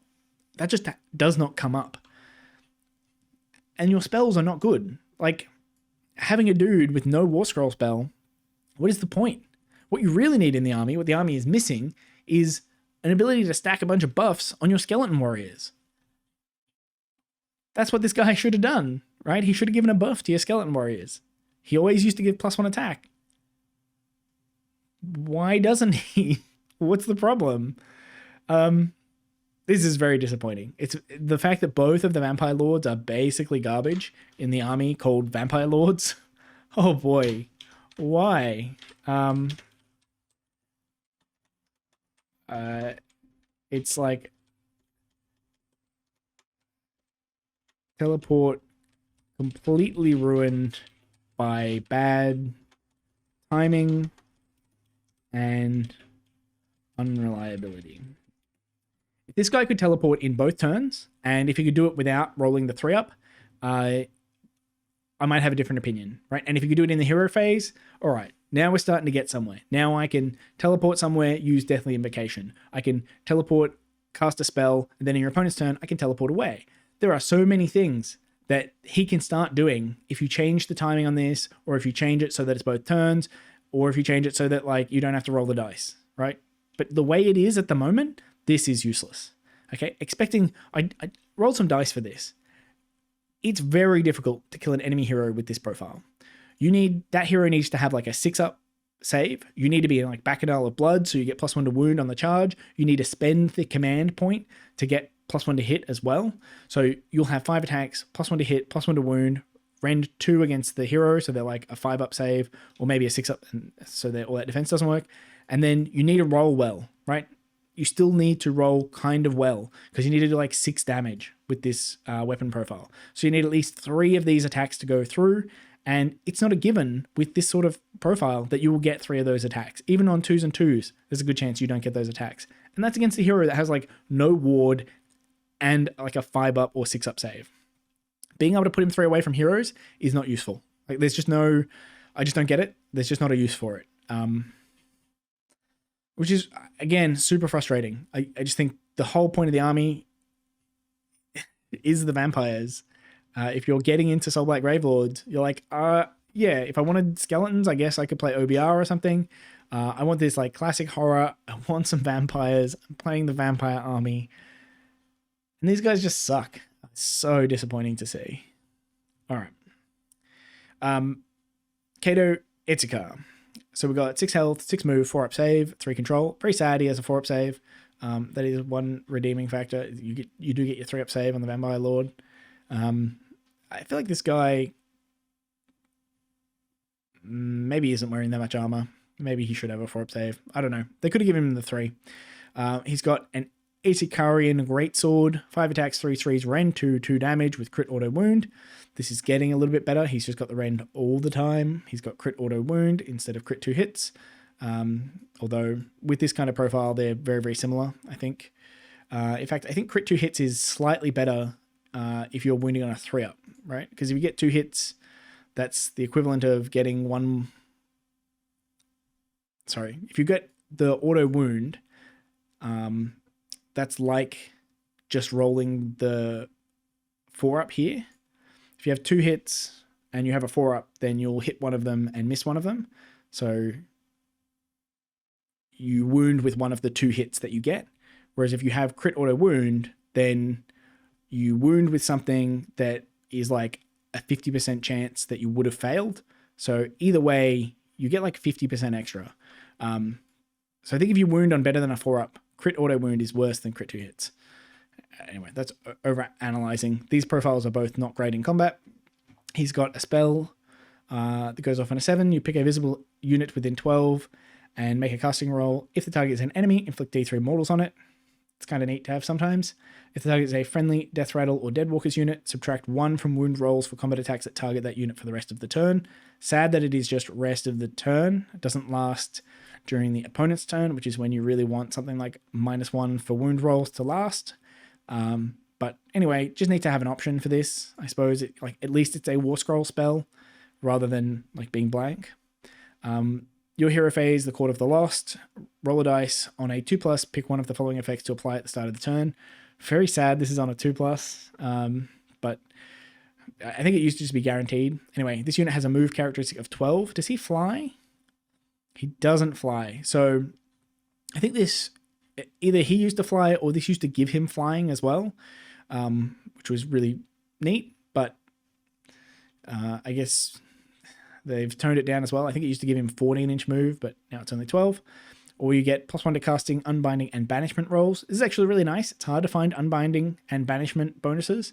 It's like having a built-in place of power, but you can use place of power as well. So this guy could stand next to the place of power, can be in Bacchanal of Blood, can have this as well. So altogether, he can have like +3 to cast, which is kind of neat if you really need a spell to go off. Or you can pick this unit's melee weapons have crit mortal, which crit mortal is very slightly better than crit auto wound since you have rend 2. This thing used to be like, if you wound with an attack, it does mortal damage. So it basically made you had like a lightsaber. You just like rend infinite, like a classic force weapon from 40k. It was really nice, made him do actually a lot of damage and was very threatening. But this is not very threatening, so I don't think you use it very often. Moving 12 is quite nice. Sad that you don't have fly on it, but that's still pretty good. And then adding 1 to casting rolls is at least better than the base Vampire Lord, right? It makes you do something as a wizard, and because you have another spell, there's a bit more functionality there. So if you were considering a Vampire Lord, I would consider just taking Kato instead. I'm not sure that you take this guy. Like, he doesn't really do anything that you need him to do. You don't need your hero to move 14 and then like do 5 attacks on 3s, 2 damage. Like, there's not a lot of benefit having add 1. I think most of the time you're just going to add 1 to casting and unbinding. It is nice having +1 to the unbinding roll, being able to stop one of those endless spells floating around. You can unbind one of them, and then in your turn you can use this guy to banish one of them with +1. So I do think that's kind of neat. Most of the time you're struggling to find those bonuses. So I guess that's worth considering. Where is he? Kato. Itzika for 180. Oh god, that's steep, isn't it? Given like he doesn't buff anything, he just does what he does. I'm gonna put him in mediocre. He's a Itzika. How do you easy chair? I think it's IA. So has a spell, +1 to cast, unbind, banish, can move. Not sure he has a purpose. Because most of the time you're looking for a unit that buffs things on the small foot hero roll. He has to be really good in combat to justify taking him, and he is not really good in combat.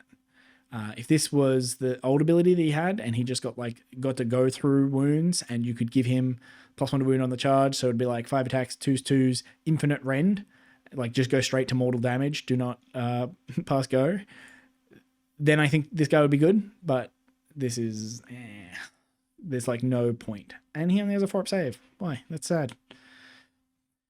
Okay.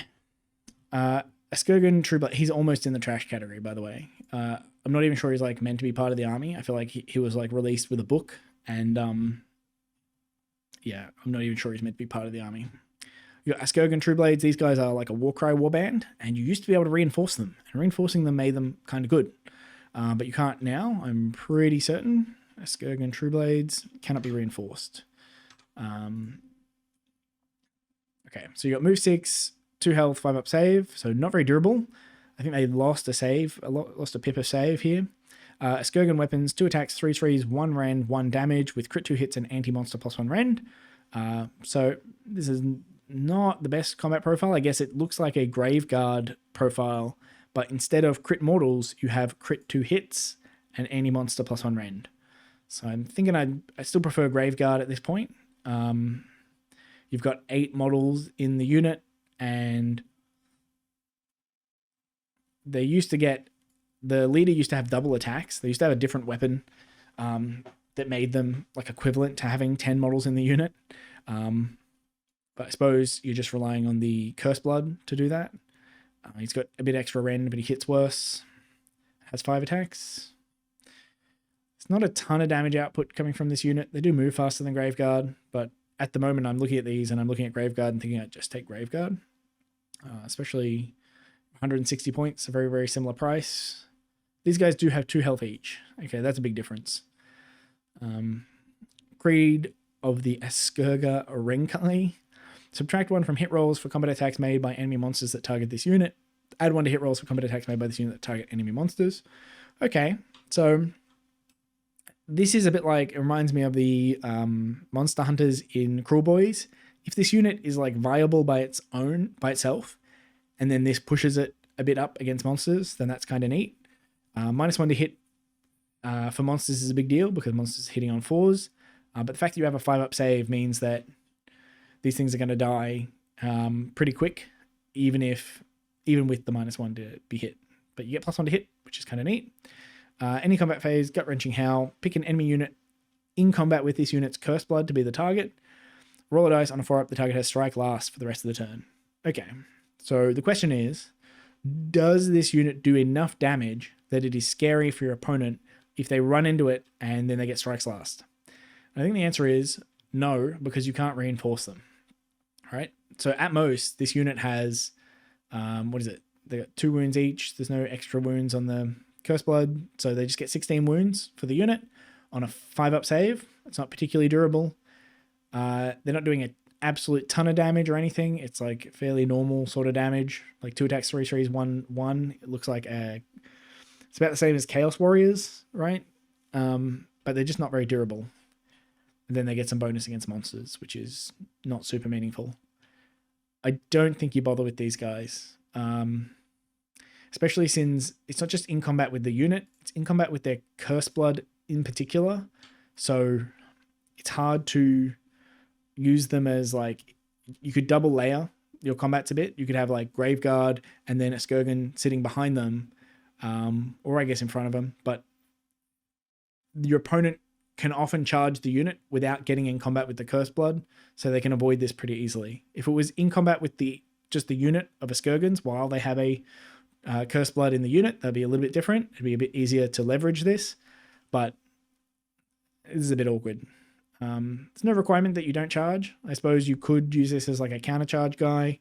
You can use it on the offense, so you can charge in and then maybe give them strike last. Like, I do rate strike last, strike first sort of stuff, but I just don't think this unit is going to do enough damage for you to worry about it. And because you can't reinforce them, yeah, if they were 320 like for a reinforced one and you could take the extra unit, I think they'd be scary enough that you don't want to mess around on the off chance they get the even chance they get the strikes first. I'm not going to go out and buy a bunch of these things. Yeah, especially with like move 6, they're not great chaff either. Like, I'd rather 20 zombies. I'm not certain whether to put them in the main or whether to put them in the ancillary stuff. I think they go like here. Skirgan, because they are a Warcry warband. True Blades.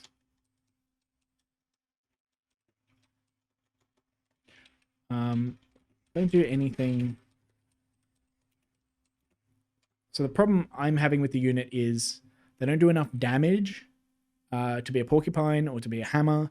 They don't take enough damage to be an anvil. They're kind of chaff, but then they're not great at being chaff as well. Like, if they were just zombies, they would be better at this, or if they were skeletons, they would be cheaper. They're not horrible though. Like, if I were taking them as a chaff unit, comparing them to zombies, they're similar points. Zombies are 150, these guys are 160. Zombies have 20 wounds on a 6-up save. These guys have 16 wounds on a 5-up save, so they're similar. These guys are a bit more durable against monsters probably than zombies. But you can't return them or anything, and you can return zombies. Yeah, actually that kills it for me. Like, you can resummon a replacement unit for the zombies. You just can't with these. So I don't think you really ever take them. But they're not so useless. I'm not going to call them bad. They just like don't do anything great. Mediocre. Okay, Blood Knights. Blood Knights move 12. They have 3 health on a 3-up save. So I was a bit sad when I saw that they still only have 3 health. I was hoping they would go up, but they did get extra movement, which is really nice. They've got a Templar weapon for 3 attacks, 3 threes. They lost a point of rend, but then they get it back against infantry.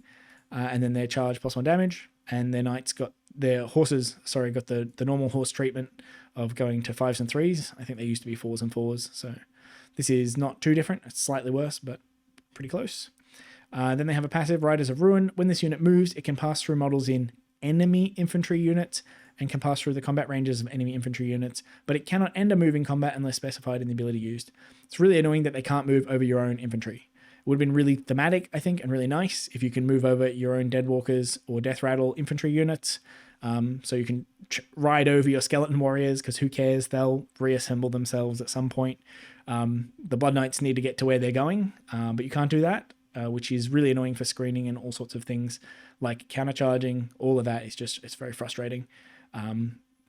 Anyway, you can move over things. I guess this works with retreats and runs and stuff as well. Just when it moves, it can pass over things. I suppose it can pass over them in pile-ins and stuff as well, if that ever matters. And then in the charge phase, you can pick an enemy unit that this unit passed across this turn to be the target, and then roll a d3 on a 2+, inflict an amount of mortal damage on the target equal to the roll. So most of the time what's going to happen is when you charge against infantry, you're going to, so long as you're not ending like half an inch away, which sometimes does happen, but if you got enough movement to touch their base, you'll just touch over it and come back a little bit, and you'll do some impact hits. Sometimes you'll be able to move the Blood Knights all the way over the infantry and get to something behind them occasionally. Like, I guess you have to be on the lookout for that, but most of the time you're just getting like some impact hits that only work against infantry. That's what's happening. Maybe a slight positional advantage sometimes. These guys, they're like okay. The War Scroll is fine. This is like, they do some damage on the charge. It's not bad. They're like okay durability, but they've got a lot of little things working against them, and then not much synergy. So the hunger is really awkward. It doesn't, like, if you take exactly 3 wounds, then you can't heal anything back because you just lose a Blood Knight. So having +1 to their wounds would have been really helpful for being able to heal them up. Because you heal D3, they don't make very good use of the hunger, because even if you have 2 wounds, often you'll just roll the 1, or you roll a 3 and you waste a point of healing. Like, they're not making optimal use of that ability. They do get +1 to wound on the charge from Bacchanal of Blood. So if you're playing a lot of Blood Knights, then you can get a bonus to them, which is kind of neat. They do benefit from all-out attack. Putting this on 4s is a bit better. They do need some way to get +1 to hit, because they're not doing a truckload of damage. They're on really big cavalry bases. So it's hard to run like a unit of 10 of them. I know I talked earlier about running Neferata with a unit of 10 and then trying to give them the unrendable save. Or I think running 10 of them with Nagash and trying to give them the 5-up ward. It's very difficult to maneuver that unit. And even with a 3-inch combat range, you'll often end with Blood Knights that don't get in combat. It's very frustrating. And there's nothing else that sort of distinguishes them. They've got like some impact hits, but this is, in many cases, this is worse than just having like impact hits on a 3-up. It only works against infantry. There's some weird timing on this. So like in the movement phase, you might move over an enemy unit. Maybe you start in combat with your Blood Knights and you retreat them. You still take the retreat damage when you do this, but you retreat them. And then later on in the turn, once you get to the charge phase, then you can pick this and deal the damage in the charge phase, even though the sort of condition for it was satisfied in the movement phase. It's very weird to wrap your head around that. So these guys are like okay, but they don't have enough support. One of the things that the Vampire Lord or the Vampire Lord on Zombie Dragon could have done was buff Blood Knights, right? They have a vampire hero. He could buff the vampire things, and then you could have like the White King and the Necromancer that buff the zombies and the skeletons. But instead, like, Blood Knights are always this weird unit that doesn't really have anything going for it in the book. There's like that leftover buff from Vordry, and you can get Bacchanal of Blood. And that's about it, right? And I think that's the problem with them. They're like an okay war scroll that just doesn't have any support in the book. It's hard to build around them in a useful way. Like, they only have 1 control and things like this. So it's kind of sad. I don't think they're bad. I just feel like they're like meh. Where are we at? We're just in the non-heroes, the normal units. Blood Knights.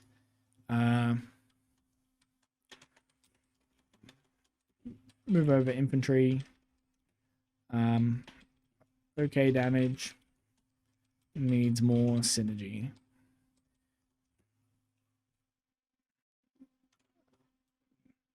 So they're not horrible. I ran a unit of these over the weekend, so I had them for 5 games. The fact that they move 12 is very nice. That is really handy. Means they're very mobile. You can get some damage where you need it to go. They're very, very good at killing chaff. So if your opponent's going to do like take the flanks, this unit, opposing that unit, is a really, really good matchup. Right? They're going to put some like garbage stuff on take the flanks, and Blood Knights are going to be powerful enough to interact with that garbage stuff. And if it's infantry stuff in particular, if they put just some infantry chaff on the flanks, they're going to absolutely stomp them. So I don't think these are useless. They can respond to a lot of stuff. Your opponent's like deep striking things in your back board. They've got the movement to be able to get back there and do something about it. So I don't know. I'm on the fence about whether these are good or mediocre. I just feel like, actually, I'll put them in good. If they had, if they were like 200 points, that would be worth taking. They're only 230, I think. Well, no, 230. So there's a points value where I think they're good. I just wish the book were more built around them. It gave them more options, gave them like extra stuff, and they were a little bit more pushed over here. Like they could move over the top of your infantry. Yeah, some stuff like that would have been nice. All right, Vargeists. They move 12. You got 4 health, 5 up save, so pretty squishy. Murderous Fangs and Talons. You've got 3 attacks, 4s and 3s. Oh, I was actually wrong about this. I thought they, when I was looking at the Bloodborne, I think they were 3 attacks, 3s and 3s, 1, 2. And I was like, I feel like they're not as good as Vargeists. But actually, they're better.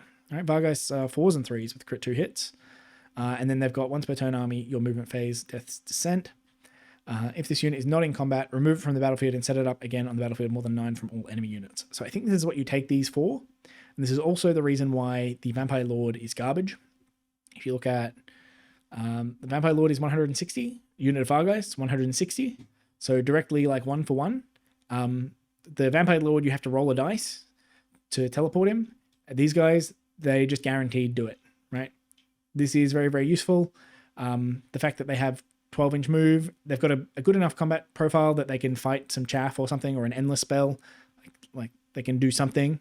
I think often these things are good to get a battle tactic. Like just having 1 or 2 of these units in your army, you can get a battle tactic really easy with them. And then in the follow-up turns, they can charge into an endless spell and kill it, or take out something that's like a foot hero that's hanging around the back of the board or something like that. Much more reliably than a Vampire Lord is going to do anyway. So I actually think these things are okay. They're competing a little bit with Fellbats. Fellbats are like the pure chaff version where they do no damage at all, but they move faster and they've got like, I think they have retreat and charge or whatever, so they're a little bit more maneuverable in terms of moving around without being set up. And a lot of the 2 of the battle tactics care about that. But I still think these things are, they are useful. There is like a reason to take them. So I don't think they're bad. They're not excellent, but not bad. What are we? Mediocre. I'll definitely put these in mediocre. They're Vargeists. Reliable teleport. In an army that's flooded with this kind of thing. So in another army, this would be really, really, really good. But Soulblight have so much access to putting units somewhere in enemy territory or somewhere just 9 away from enemy units that this is not that valuable. So I don't think they're bad. I just think they're like not necessary. You don't have to like rush out and get Vargeists. Bloodseeker Palanquin. This is old. This is so old. Vargeists, I don't know why they don't feel old to me. They are, but this is ancient. This shouldn't be in the book anymore. They got to squat this thing. So it moves 10, 12 health, 4 up save. I think it's a wizard. Yes, it's a wizard. It has like some hero attacks. Like this is like a hero's combat profile, and then this is garbage. So it's basically a foot hero with 12 wounds and 10 move and a bad save. Passive, Whales of the Dam, subtract 3 from control scores of enemy units while they're within 12 of this unit. I do not think you care about this, especially not for paying points for it. Once per battle army, your combat phase, pick up to 3 friendly vampire units wholly within 12 of this to be the target. Add 1 to the attack's characteristic of the target's melee weapons for the rest of the turn. If this was each turn, this would be really good, and this would be one of those buffs that I'm like, oh, Blood Knights actually have a list, right? But this unit is lame, and once per battle, +1 attacks is not that much. Blood Knights already have 3 attacks each on their melee weapons, so adding 1 to their attacks is only adding like a third extra, like 33% extra damage to their attacks profile. It's very similar to like just doing an all-out attack or just taking back an Isle of Blood or something. So this ability is not worth buying a whole unit for. So what is it? The Bloodseeker Palanquin. It's old and it's bad.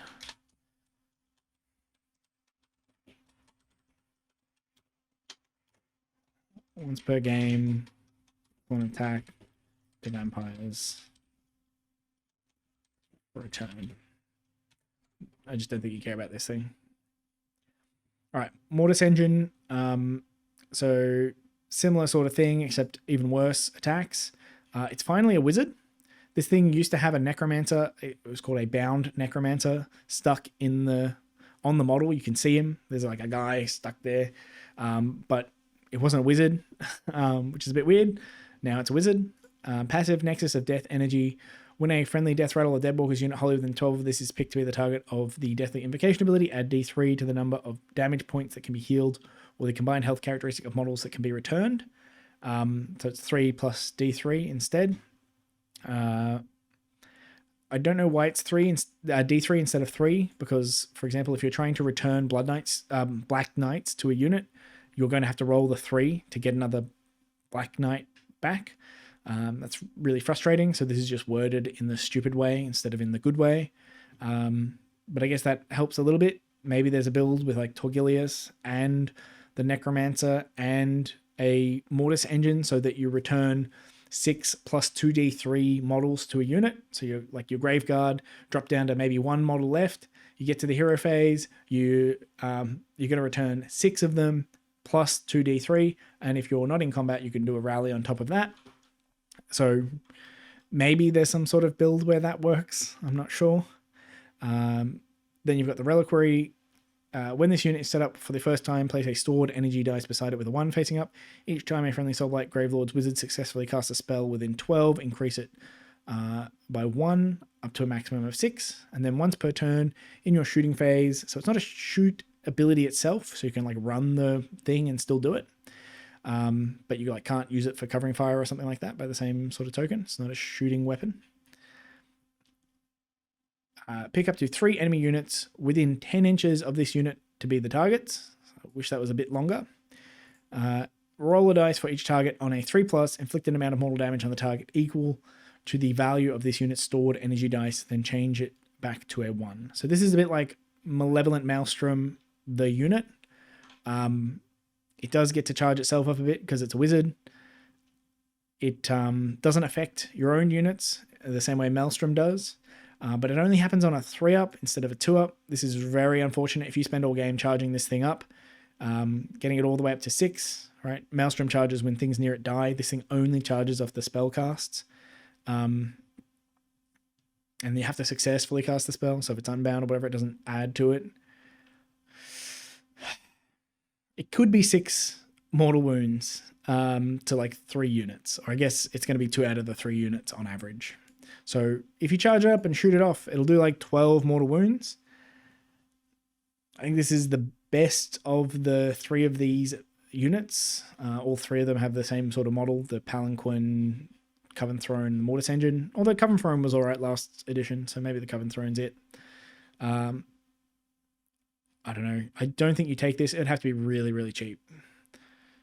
Mortis Engine. Yeah, 240, you probably don't take this. It's pretty squishy. It's only a single caster. It's not going to return that many models. Like, you may as well just take 240 points worth of more models. So you can almost buy like 20 Graveguard or something. And this is like just cast Malevolent Maelstrom. I don't know. I don't think it's that much damage, especially since you're buying a unit that does no damage. Like, you could spend 240 points on buying 5 Blood Knights, and then they would do damage in combat instead of doing this. And you would have like 15 wounds on a 3-up save. So that's going to be better than whatever this is plus whatever this is in terms of durability. So I don't really think there's a reason to take the Mortis Engine. It's bad.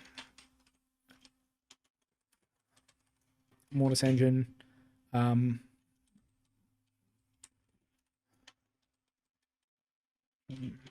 a unit. Maybe with Nagash. So the one thing I've heard about this is, obviously if you park this thing next to Nagash, then Nagash is going to cast 9 spells in a turn, and he's probably going to cast at least 6 of them successfully. So potentially, this thing, you can just charge it up to max and blast someone every single turn. In that case, I think maybe this is okay. Like you have Nagash, and you just have this thing pottering around, hanging around Nagash, and you just blast people with it every single turn. Each time a wizard casts a spell within 12, there's no lockout on having multiples of them. I want to see that meme list where you have like 4 Mortis Engines and Nagash, or is that what you could fit? I think so. Mortis Engines are 240. Yeah, the whole list is like 4 Mortis Engines and Nagash. And right at the start of the game, you summon a bunch of endless spells and cast a bunch of spells, give them all 5-up wards or something like this. Charge up every one of these Mortis Engines, run them all straight into the enemy line and just blast them apart with mortal wounds. I want to see that work. I think that'd be really funny. But like outside of sitting right next to Nagash, this thing just charges up so slowly. So I'm going to say bad, but like, man, I just hope that Nagash list works. I just want to see that function. Maybe jump on Tabletop Simulator, because you don't want to be buying 4 Mortis Engines. All right. Then we got a Coven Throne. 10 move. These things are really slow. I'm not sure exactly why. They got 12 health, a 4+ save, and 5 control. It's got better attacks than the other ones, but still not great attacks. Tactical Insight. Friendly Death Rattle and Deadwalkers units have a ward 5-up while they are wholly within 6 of this unit. Wholly within 6 is pretty small, but ward 5-up is good. I think if you're taking something like this, you probably consider taking Neferata first. I think -1 to hit is going to be about as valuable as this, especially since you already have a 6-up ward. There's a fair jump between a 6 and a 5-up ward, but there's also a fair jump between hitting on 4s and hitting on 5s. So you probably just want to take Neferata for this sort of thing, and I don't think you want to take both of them. Right, we're buffing the bad units here, keep in mind. And like Graveguard already get a 5-up ward, so I don't know what exactly you need a buff with this. Then you got the Scrying Pool. If a friendly Soulblight Gravelords unit wholly within 12 of this unit uses the redeploy command, you can pick another friendly Soulblight Gravelords unit within 12 of this that has not used a command this phase to use the redeploy command immediately after the first has been resolved. This is an exception to 1.2. No command point is spent the second time. This is really rare in the new edition to have an ability like this. Double redeploys is quite nice. So like both of these things are okay abilities. And if they were on, let's say, the Vampire Lord, right? If this was just what the Vampire Lord did, then I'd probably rate that dude. I'd say, hey, that's really good. You like get a 5-up ward while you're near him, and you can redeploy 2 things. Helps you make sure you're in that ward and that sort of stuff. How many points is this thing? Coven Throne. Oh, 270. I don't think you're paying 270 for it. But as a buff piece, I think these buffs are getting to the point where, like, I don't know, you're still buffing the units that you don't really care about, whether they live or die. And you have to be so close to the unit. I think I'd rather just take more of them. Like, same thing, if I was protecting my Black Knights or something, or my 200 points of Skeleton Warriors with a 5-up ward, I think I'd rather just have another 200 point unit of Skeleton Warriors than this. And the extra redeploy is kind of nice, but you can't redeploy the same thing twice. I do value the command point efficiency there. I don't know. I think this thing's bad. I'm just going to call it. It's either bad or mediocre. It's definitely not good. I don't know. That ability is so hard to get that I'm going to put it in mediocre. So 5-up ward for trash and double redeploy. Just because double redeploy is pretty much unheard of in the new edition. But I don't know. It's probably still bad. All right. Just the zombie dragon by itself. We've got 12-inch movement, 5 up save, really bad armor save, and 14 health. So this is an interesting thing about you put an armored guy on the back of the zombie dragon and it increases its health by 2 and its armor save from a 5 to a 3 up. Suddenly this totally unarmored monster just gets way more armor by putting a dude on the back. I think that's kind of funny. I think in the past they might have had a 4 up save, but down to a 5 up.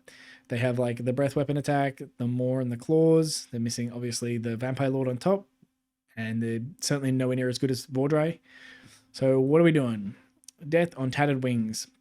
So you can deploy it in reserve, and then you can put it anywhere 9 away.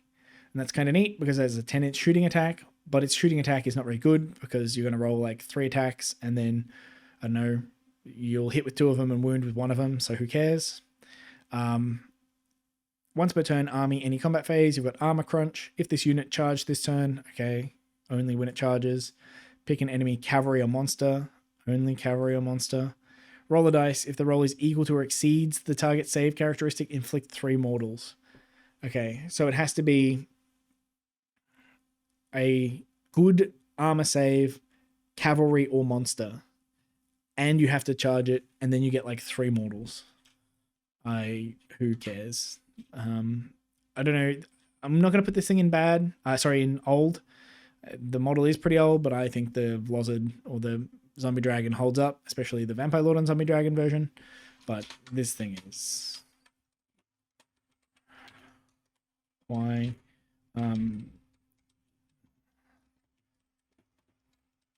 The army has so much access to deploying 9 away that this is... It's just not very useful. What they should have done, instead of giving it this and saying, like, loathsome descent, what they should have done was given it the death rattle keyword, because it's a zombie, right? And then if it had the death rattle keyword, you could return it. So you could set it up 9 away, and then you could return it later. And I guess if they made, like, the Endless Legions thing, if you return a single model, you just allocate a bunch of wounds to it, so that it's not... You know, or they could put it on the war scroll. They could have like a passive, like if you use Endless Legions to return this model, then return it with 7 wounds allocated to it or something. They could just put it on the war scroll. And then that way it could use things like Deathly Invocation and it could heal up. That other one needs to be not return it with 7 allocated, but like return it with a maximum health characteristic of 7 or something like that, so that you can't just heal it back up straight away. Or, I don't know, why not? Just let it come back with like 6 wounds and then you can heal it up. I don't know. That would have made it like fun and interesting and good. This is bad. This is like, why bother? You can just take anything and put it in the grave and summon it 9 away from wherever you want it. This is nothing, and these attacks are just not good. I don't even see why you bother with this. All right, Terrorgeist, this is going to be the same thing. So move 12, 14 health, 5 up save, 5 control, same sort of stuff, same sort of bad shooting attack. Has more rend, but 1 attack for d6 damage. So it's just going to miss. Then you've got the Fanged Maw and Skeletal Talons. This averages out to be pretty similar to the above. Sonic Assault, once per turn, any combat phase. If this unit charged this turn, why are these all based on charging? Pick an enemy unit in combat with it to be the target. Roll a dice for each model in the target unit. If 3 or more of the dice have the same value, for the rest of the turn, the unit has strikes first. This unit has strikes first. If 6 or more of the dice have the same value for the rest of the turn, this unit has strikes first, and the target cannot use commands. Okay, so like... You scream at someone, they got 10 models in the unit, you roll 10 dice. And if 3 of them have the same value, this unit has strikes first. You can only do it on the turn that you charged, so it's immediately the combination of the 2 is much worse. If you have to charge to get strikes first, it's much worse than if you can do it in your opponent's turn as well. You can't just scream at them as they're running at you, which would have been neat, would have given this thing like a bit of a purpose in the Monster Mash list, made it a bit different to this thing, I suppose. But so this is not going to work against single models, but I actually think this is really reliable against things that have multiple models. This is there's a statistical thing called the birthday paradox. That's like, how many people do you need in a room before you have the same birthday as somebody else in the room? And you might think, well, there's 365 days of the year, so like maybe half that. Like you need like 150 people or something like that. But the number's like, it's surprisingly low. It's like 30 or something. And the same thing is happening here because we don't care which of the 3 dice match. It's the same thing in the birthday paradox. You don't care which of the people, which birthday it is that matches, right? It's not like you need 3 6s or 3 1s or something. Any 3 that match. It's actually really awkward for you to roll, let's say, 10 dice. And just think about that. You've only got 6 possible outcomes. So if you had like 1, 2, 3, 4, 5, 6, 1, 2, 3, 4, that would be really hard to roll. Like there's actually not that many combinations of dice you can roll when you're rolling about 10 of them, where you won't have 3 that have the same value. So I think this is very reliable on something like 10, not very reliable. It drops off really sharply. Like once you get to like 6, then you're just rolling not that many dice. So this is okay against really big units and then pretty bad against everything else. That's where I'm going to land on that. Then you've got Gaping Maw. Each time an attack made with this unit's Fang Maw scores a critical hit, you just get 6 mortals and the attack sequence ends. I suppose you can combine this with Laukavi, whatever. You can give this thing D3 extra attacks. So potentially you've got like 5 attacks here. You're very likely to get a 6 and get the 6 mortal wounds. I still don't think you bother. These things have to be like 200 points. Even at 200, I don't know, with a 5-up save, yeah, we're really looking 280, 290, no. Not at those points values. They're race to the bottom kind of units. Like they need to have a better armor save. They need to do more than they do. They should have, both of these could have a good ability on them that like makes you bother taking them. They can have a rampage that is like really interesting and does something really valuable for your army that you like can't do without. But the way they are, I just don't really see the point.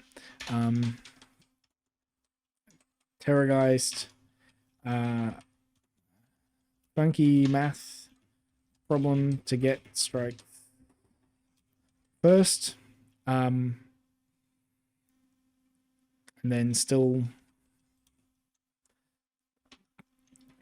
6 mortals on crits. Fun when you get them, but I just don't think you need to be able to bump up that attack number a lot, or bump up the critical chance or something. Yeah, I don't care. I don't think that unit's very good. The White King, you got move 4, 5 health, 3 up save, 2 control. He's got like actually a decent, I say decent, this is the same sort of hero profile. He's got the crit mortal or whatever. So he fights pretty close to a Stormcast hero. He is Death Rattle, so you can put him in reserve and he can come out of a grave and he can heal using Deathly Invocation, but you can't return him anymore.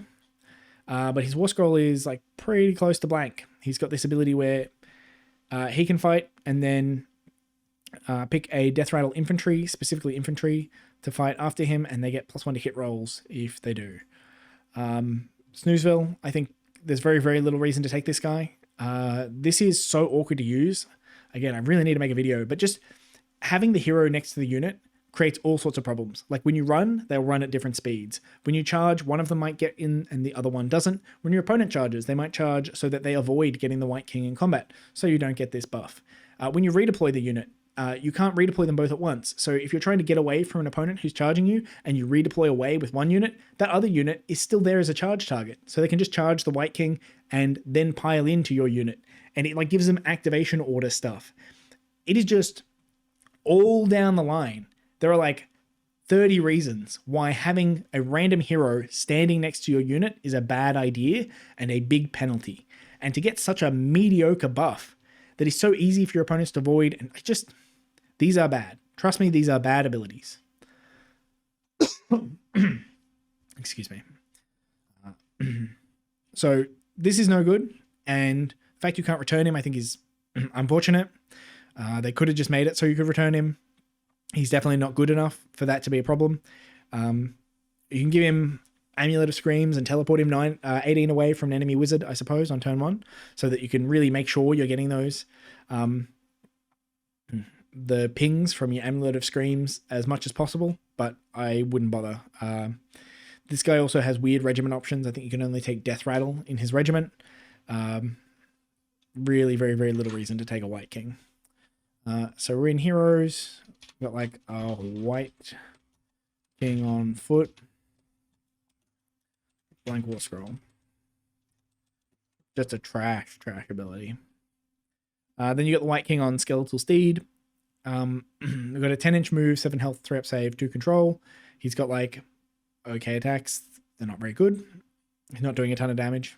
He's got a passive, add 1 to charge rolls for friendly Death Rattle cavalry units while they are wholly within 12 of this unit. So I think the only Death Rattle cavalry you have in the game are this guy and Black Knights. Black Knights got a lot better, so at least we're buffing a good unit here.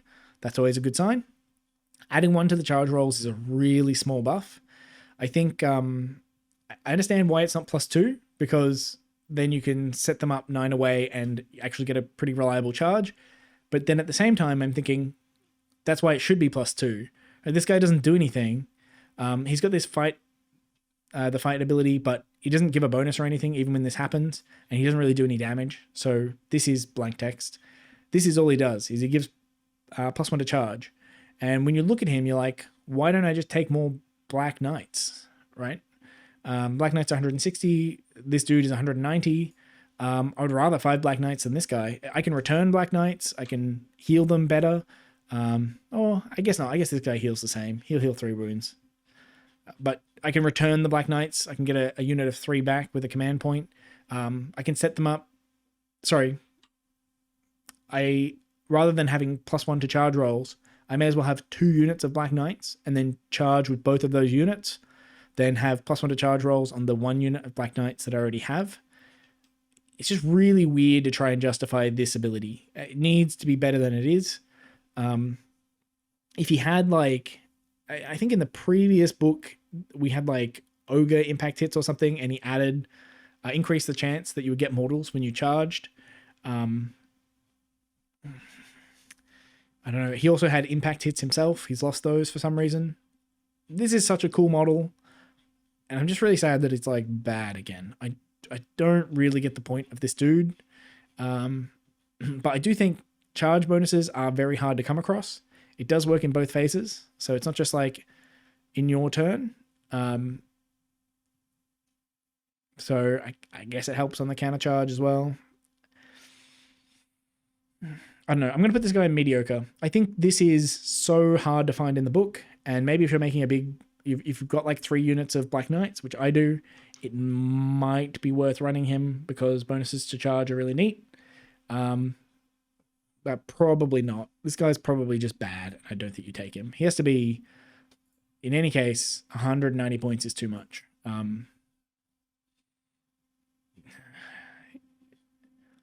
Yeah. Nah, actually, it's bad. Right? He just doesn't do enough.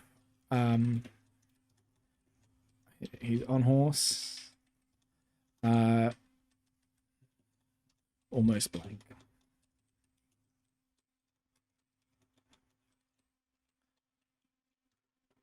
He just needs to do something else. Needs to have a little bit more. Because it's not a wizard or anything. Like, you are giving up a fair bit. You can't return him. There's not a lot of reason to put him in reserve and have him arrive by Deep Strike. I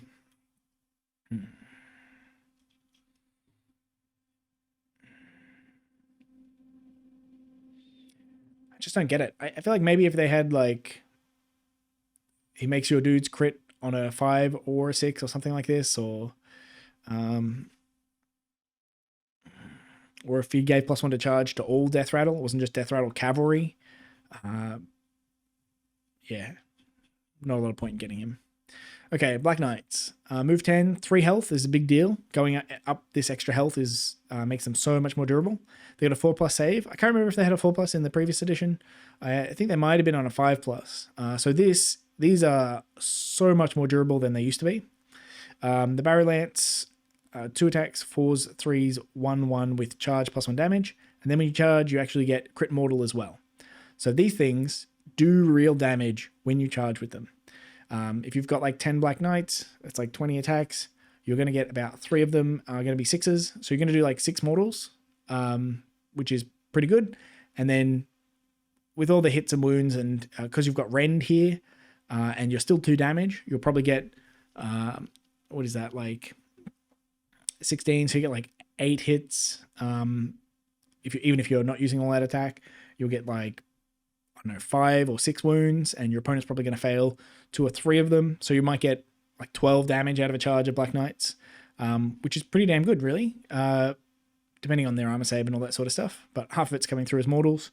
I actually think these guys are really good, especially for the points price, for like 160 for 5 of them. When they return, you get 3 of them back, or if you've got a reinforced unit, you can get 10 back. I just think they're really, really efficient.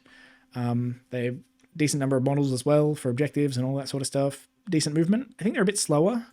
In the previous book, Black Knights moved 12 and Blood Knights moved 10, and they've swapped them around. So it's a bit sad that's gone down, but more than worth it in terms of durability. I actually think this unit is really, really good. It makes me especially sad that the White King on Steed is not especially good. So what are we? We're in a non-hero normal unit. We got Black Knights. Very durable. Actual damage on the charge. You do have to roll some 6s though. I've had in one of my games over the weekend, I charged with 10 Black Knights, and I don't think I rolled a single 6, and they basically just bounced off some Dawn Riders, which was very sad to see. But overall, this is I think a really useful unit and a really points efficient unit at the moment. Oh, and it works with the Necromancer. The Necromancer gives you like strikes twice on a 3-up. You can use that on this guy. It's not just locked to infantry.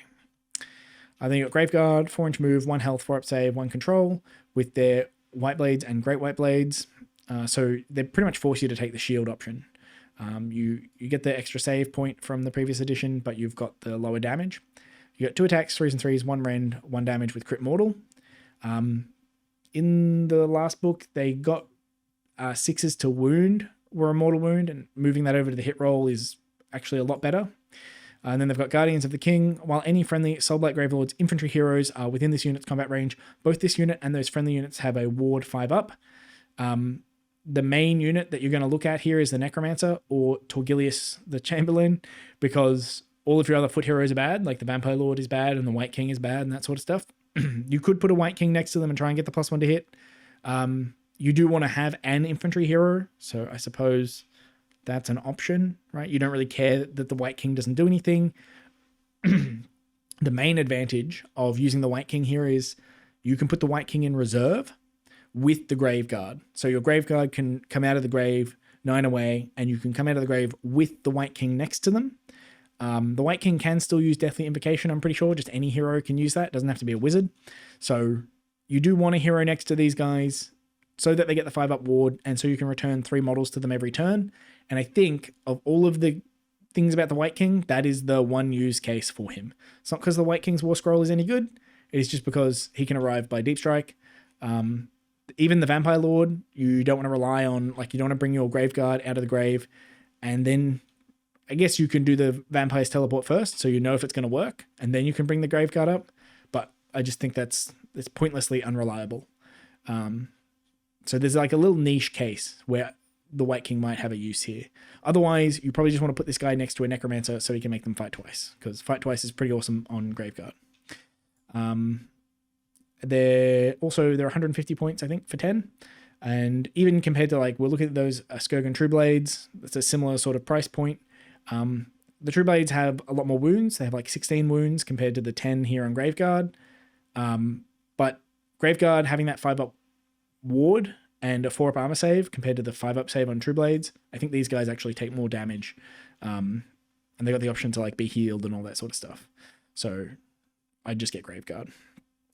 I think these guys are good. It's sad that they're like no longer a super hammer unit. They used to do a ton of damage and soak up a bunch of buffs really, really well. They don't do that so much anymore, but like, they still hit pretty hard. They still take a fair bit of damage. Like they're actually a decent middle ground. Decent all-rounder. And they're not too expensive reinforced. Like 300 points for 20 of these guys sitting next to a hero is a decent sort of unit. Makes your opponent have to think about how they're going to deal with them.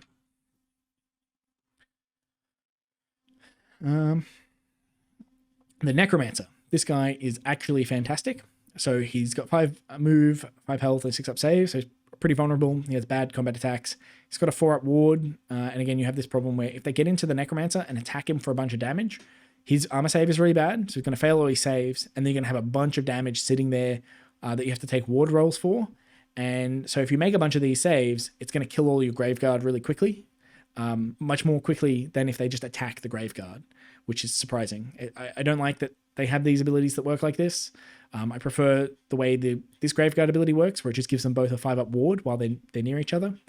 In fact, this is a bad thing for that 5-up ward because you can't choose to use the 5-up ward instead. It just means that you're stuck. Even if you wanted to just use the 5-up ward, you'd still ping back the damage on those Graveguard. So that's unfortunate. This is actually not that useful an ability, especially because you have guarded heroes, so you're pretty much not getting shot anyway. But it is nice, I suppose, to have that extra protection if they like deep strike within 12 or something and try and shoot the guy. Having the better ward is helpful because this is such a good ability. So pick a friendly Death Rattle or Deadwalkers unit wholly within 12 of this unit to be the target. Roll a dice. On a 3+, the target can use 2 fight abilities this phase. After the first is used, the target has strike last. I'm over pointing out that this is broken, like it doesn't work properly. You just have to watch previous videos to get that. Anyway, assuming it works, on a 3+, you get to fight twice with your like Graveguard or your Black Knights. That's very, very useful. Even on Skeleton Warriors do have 2 attacks each. If you've got like 20 of them and they're fighting twice, you get a couple extra wounds. I don't think you build this. I don't think you're going to put the Necromancer next to the Skeleton Warriors intentionally. There used to be synergy where like every time the Skeleton Warriors activated, they would heal. So you would try and make them double activate to heal twice. I think that might have been maybe a couple versions of Soulblight ago. So you don't intentionally build the list so that you're using this on Skeleton Warriors. You want to use it on Graveguard or Black Knights. But even if you're at sort of the end of the game, your Black Knights or your Graveguard are dead, the Necromancer made it out okay, you could like charge in with some Skeleton Warriors. Maybe you're in the Death Rattle subfaction because you're running this many skeletons. They'll have like +1 rend. You could give them +1 to hit, although all that attack is not for the rest of the phase. All that attack is just 1 activation. But with the extra rend and fighting twice, these things sort of add up and you'll throw enough dice at them that you'll actually deal a little bit of extra damage. So this ability is really, really valuable. On top of it, this dude's a Wizard 1. He's also only 140 points, I'm pretty sure. Yeah, 140 points, so quite cheap. And he has no restrictions on the battalion. So I think this guy's just a steal. You probably want 1. It's not horrible taking 2, but you can't use the ability more than once per combat phase or per turn. So really just the 1 is fine. I think he's an auto include in a lot of lists. I find it very difficult to pass 1 up. Maybe if you're not taking many Death Rattle or Deadwalkers, or even the Deadwalkers don't do much damage with their attacks. Like if you're not taking Graveguard or Black Knights, then I guess you could skip this guy. But yeah, if you're taking a reinforced unit of either of those, I think the Necromancer is a really good choice. Who's he? A hero. So we've got a good hero, good stuff. Necromancer. Fight twice for GG and Black Knights. It always annoys me I can't write BKs because we have Blood Knights and Black Knights. Very sad this happens like on a dice roll. This is one of the many things in this edition where like there's this very, very swingy, powerful effect that just happens like randomly after you've already committed your guys to combat. You've got a corpse cart. I think I'm going to put this thing in old because boy, look at that thing. It's getting there. It's kind of squishy. It has no attacks and it gives your Deadwalkers crit auto wound if they're wholly within 12. Deadwalkers have like 1 attack each. I don't think this thing is worth it. Maybe if you have like 80 of them, I don't know. At that point, you got like 600 points of zombies standing next to this thing. Then crit auto wound probably does matter a little bit because zombies profile is like 1 attacks, 5s and 4s. I think. Is zombies the next thing? We'll just check. Yeah, 1 attack, 5s and 4s. So. This does increase the damage output by a fair bit. Oh, this is funny. My model has the same problem. These things catch really easily and break. Yeah, I think the corpse cart, I don't think it's totally useless. It's hard for me to evaluate. I think this is really bad, but there might be a build where it's like fine. And as a concept, I think it's okay. Definitely putting it in old though. Corpse cart. Crit auto wound on zombies. Like, yeah, potentially it works on direwolves as well. And direwolves have they have 2 attacks each, so yeah, I think it's okay. I don't think it's good though. And then we're at direwolves, 10 move. 2 health on a 5-up save. I think these guys are good for their like points to wound density. So you get 10 of them. 10 direwolves for 140 points. So that's quite cheap for getting 20 wounds. They have 2 attacks, 4s and 3s. Oh, I thought they were 4s and 4s, but they're just 4s and 3s. Okay, that's kind of helpful. On the hunt, this unit can use run and still charge later in the turn. Oh, that's kind of neat. So they move quite fast. And then they're beasts. So, I mean, these guys are okay. They're just like fast chaff. I think there's a bit of a distinction between them and Black Knights. They didn't really used to be in the past, but there's a much bigger distinction now. Black Knights are a bit more durable. They do more damage on the charge. Or I guess they're durable in a different way. They have like an armor save and stuff. These guys are much more chaff oriented. They're not going to do as much damage. They're mostly for battle tactics. So they don't have great control score, but a lot of the time all you need is like a screen. Even though these have 10 models in the unit, just the fact that they're cavalry bases still means you can put them sideways, and so they'll take up an absolute ton of space. So I think direwolves are fine. There's nothing wrong with the unit. They're just like fast moving chaff on cavalry bases, which I think in this edition is good. Where are we? They still do overlap a little bit with Black Knights because 140 versus 160, similar points cost. Black Knights have 15 wounds on a 4-up save. These guys have 20 wounds on a 5-up save, so similar durability. Black Knights actually have a bit better of a control score. They take up the same horizontal space because these guys have to be deployed in sort of 2 ranks because they've got 10 of them. Black Knights you can just do in a 5. Black Knights definitely do more damage on the charge, but these guys have run and charge, so they're actually a little bit faster. And in some cases, I guess you could command point them to make them like 16-inch move and they could charge into a shooting unit or something like that. So I guess that's the main difference. Black Knights do a bit more damage, but direwolves are a little bit faster and they're a bit more oriented. Where are we? We're in non-heroes good. I think these are good. Which is what you want in Soulblight Gravelords. They have like good chaff. Fast. Run and charge.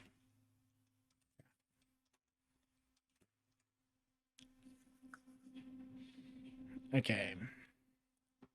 Deadwalker zombies. We got 4-inch move, 1 health, 6-up save, 1 control. They got like no attacks pretty much. Minus ferocity. Each enemy model in this unit is slain by a combat attack and that model was in combat with the attacking unit, roll a dice. On a 6+, inflict 1 mortal damage on the attacking unit after the fight ability has been resolved. So this went from a 5 to a 6. It makes an absolutely massive difference for the viability of this unit just in general as like a mainstay of the army. In most cases, like people have scrolls like this and they just look like chaff, and they're good chaff in other armies. Soulblight Gravelords, there's usually a strategy where you've got enough buffs floating around your army that you can turn a chaff unit into something valuable by like, oh, I'm going to give it +1 attack, I'm going to give it crit auto wound, and I'm going to give it some of this, that, and the other. I don't think there's a way to do that anymore with zombies. I haven't really seen people try. Just the 6 versus the 5 means you get so many fewer wounds out. I still think this unit is fantastic. It is an absolutely excellent chaff unit. Just 20 models. I think it's for 150 points. That you really, really don't care about dying. You know they're not going to do any damage. Their job is just to die. They don't have any armor save or anything. When they die, they do like 3 mortal wounds. That's fun. It feels totally fine to you when they die. You get like 3 of them back when you use Deathly Invocation. You get a whole 10 of them back when you use the command point, and in your turn, being able to summon 10 control score worth of models straight onto an objective by like being 3 away from the enemy, that's a really powerful ability. So zombies are just like the best chaff in the game, pretty much. They're still super effective, and it feels really, really nice playing with them, knowing that like you don't have to do anything special with them. They just like exist to die, and it's very Soulblight. It works very well. It differentiates them a little bit from Skeleton Warriors. Skeleton Warriors, I think you want to maybe sometimes invest a little bit in keeping them alive, like a reinforced Skeleton Warrior unit. Brings back D3 models a turn, and you can use Deathly Invocation, and you can like buff it a little bit, and it does a little bit of attrition damage over time. Zombies, you just screen with them, they die, you bring them back on a point or whatever. They're very like the ultimate chaff. But I don't think you can use them as like a source of damage like you used to be able to use them, which is probably fair enough. Okay, Fellbats. I keep saying these guys are Deadwalkers. Are they Deadwalkers? They are. This is excellent for the unit. It means they catch a whole bunch of buffs. You can put them in reserve. They've got 3 health, so you can return a Fellbat using Deathly Invocation. Just being Deadwalkers is really handy. I think they used to dodge. Randomly, they used to dodge the ability to come back as a replacement unit. I think Endless Legions was like infantry or something, or like they were like, I can't remember why. I think just randomly Fellbats were not able to be returned, but they can, which is good. And they've got like garbage attacks, randomly damage 2. I have no idea why this guy is damage 2. But I guess worth keeping in mind if you ever get one of these attacks to get through an armor save. Passive Fleet and Fell. This unit can use the charge abilities even if it used a retreat ability in the same turn. In addition, it doesn't take mortals from retreating, which is quite nice. Unfortunately, if you do spend a turn in combat with the Fellbats, they probably just die. But there are situations where like your Fellbats get in combat and they're in combat with an enemy that's in combat with other things as well, and they just don't target the Fellbats because they know the Fellbats are going to do like no damage or something like that, and they only have a control score of 1. So there are like random situations where Fellbats like get tagged, and it's nice to be able to get out of combat with them. They move 12 and they fly. It's a very, very useful unit to have. It forces your opponent to like spend covering fire shooting at them. If they don't, then you charge into combat with their shooting unit, and it is just durable enough, having like 9 wounds, that a shooting unit probably won't kill them, like a pure shooting unit like Sentinels or something, won't kill them in melee. So you can get in combat. It's very, very annoying for your opponent. You can always summon a new one in your own turn, like 3 away or 9 away or whatever. There's just lots of utility out of this. I think it's a 90-point unit. You can take the flanks very easy turn 1 with a couple units of Fellbats. You can get the follow-on battle tactic later on with them. Like people don't want to go out of their way to go and fight this unit. So yeah, it's pretty squishy, but like so much utility in the current edition out of them. The main downside is that they cost a lot of money.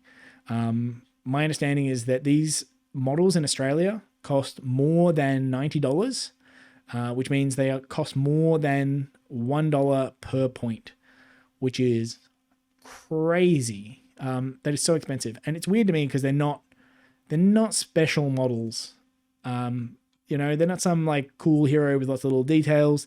It's like a bat. It's a big bat. Why is it so expensive? That's very weird to me. But yeah, I think these things are really good. I rate them a lot. Again, just more like Felbats, just more really, really good chaff. Super fast chaff.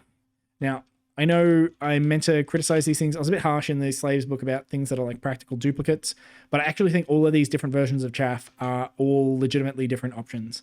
Like the dire wolves are slightly different to the Black Knights, and they are slightly different to the Felbats and all that sort of stuff. Like even just the fact like these guys are Dead Walkers and Black Knights are Death Rattle, it means they have like weird different synergies and stuff. And I suppose like this thing you can use with the that sub faction, so you might be able to, if you can get this engaged with an enemy like hero or something in the back line, like a little enemy wizard or something like that, you can like do mortals with it using the sub faction or the battle formation or whatever, because this damage is not going to do too much. I just think these guys are a really, really useful chaff unit. Then we got Death Rattle Skeletons. So 4-inch move, 1 health, 5 up save, 1 control. They get 2 attacks each on 4s and 4s. And then at the end of the turn, you can return D3 slain models to the unit. These are one of these units that is like really neatly tuned to work very well as both a 20 and a 10. As a 10, you just put them in the grave, bring them up, you get like take their land pretty easily. And if your opponent sends some guy, like some foot hero wizard, to go and deal with them, a lot of the time, and most manifestations, I did have these guys get wiped out by Gravetide more than once over the weekend, but most manifestations will struggle to kill this whole unit in one go. And most of the time you get in this sort of stalemate where the skeletons are returning pretty close to the amount of damage they're taking. They'll often take like 4 damage and return 2 guys, or then they'll take 2 damage and return 3 guys. And, you know, Death Rattle Skeletons require your opponent to commit enough damage to wipe them out in a single turn. And a lot of the time, that's actually a really annoying thing for the opponent to do. So just 10 of them is really difficult. The 20 is the same sort of problem, but just expanded. Your opponent has to now commit to get the whole 20 of them. And they're still pretty cheap, right? For 200 points compared to, if we look like Chaos Warriors, right? Chaos Warriors are 200 points. They've got, they have better attacks than this, but fewer attacks, right? 20 skeletons has like 40 attacks coming out of it. It's actually a fair number of attacks. If you have the reinforced units of Skeleton Warriors and you've got like the battle formation or something, or any of the other buffs, it's sad we don't have that many buffs now. We don't have like the +1 attack buff or something. But like maybe from Manfred, you can get +1 attack there. These guys can do a bit of damage in combat. So your opponent has to commit something to them. They can't just throw chaff at them and expect to win the fight or something. So I think they have a use. It's not always easy to use these like middle tier units like Chaos Warriors. But I do think reinforced Skeleton Warriors get there, especially because you can return them later on. Like once you destroy 20 of them, being able to bring back 10 on a point, because they're useful in both 20s and 10s in slightly different ways. Actually really, really rate these units. It's sad that it's only D3, even if you've got like a reinforced unit, you don't get 2 D3, but between this and Deathly Invocation happening in both turns, it's actually, you're returning a significant number of models. And if your opponent just sort of overestimates their damage or something, they can find themselves in a really long drawn out combat. And these things have like surprising sticking power, even though they're only on a 5-up save. All right. Death Rattle Skeletons. Surprisingly durable.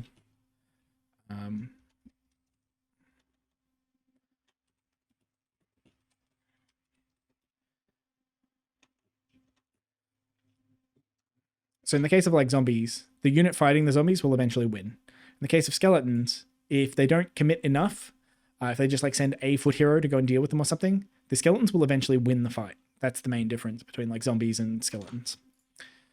All right, Sekhar. We're right near the end of the book. So we got 6 moves, 6 health, 3 up save, 2 control. She's another like book, I think, hero we got out of the Black Library. She's got actually an okay melee profile. She's got like the normal hero thing, and then the snake dude with Ren 2 D3 damage, which is pretty cool. I'll talk about this in a second. So she's got a passive. If an unmodified hit roll for the attack that targets this unit is a 1 to a 4, the attack fails and the attack sequence ends. So you only hit her on 5s and 6s, which immediately means she's very durable. Right? 6 health, 3 up save. She's infantry, so she's a guarded hero person anyway. So you really can only fight her in combat, and then you can only hit her on 5s and 6s. With this sort of wheel, she's actually very survivable. Then you've got a spell, Death's Contract. Pick a visible enemy unit within 12 of this unit to be the target. Make a casting roll until the start of your next turn. This unit and any friendly Soulblight Gravelords units, while they're wholly within 6 of this unit, cannot be picked to be the target of abilities used by the target other than fight abilities. This one's a bit weird. So you target an enemy unit and then you get a buff that says that enemy unit can't use abilities on anything within 6 of me, which is a bit weird. It's like an aura debuff against a specific target. It would have been nice if it was just like, you can't be the target of anything, like any abilities except for fight abilities, but you have to like be within 12 of the thing. So a lot of the time, this is not going to work just because you're not going to be in range. But the big thing that I'm thinking of here is you want to stop your opponent using things like strikes first, strikes last stuff. When does it last to? Until the start of your next turn. So if you do tag him with it in your turn, then it does go through both turns, which is neat. But even in your opponent's turn, being able to move up and like target Usharon or something and say, Usharon can't hit me with his strikes last ability, and they can't hit the unit standing immediately next to me as well. Usharon's not going to want to throw a bunch of attacks at this random hero because they've got this ability as well. So like, I think there's kind of a spot for this. It is a bit short range, and like it's short range on this side too. It includes herself, but it's hard to get another unit wholly within 6 of her. But she's an infantry hero, so you could like surround her with Graveguard pretty easily.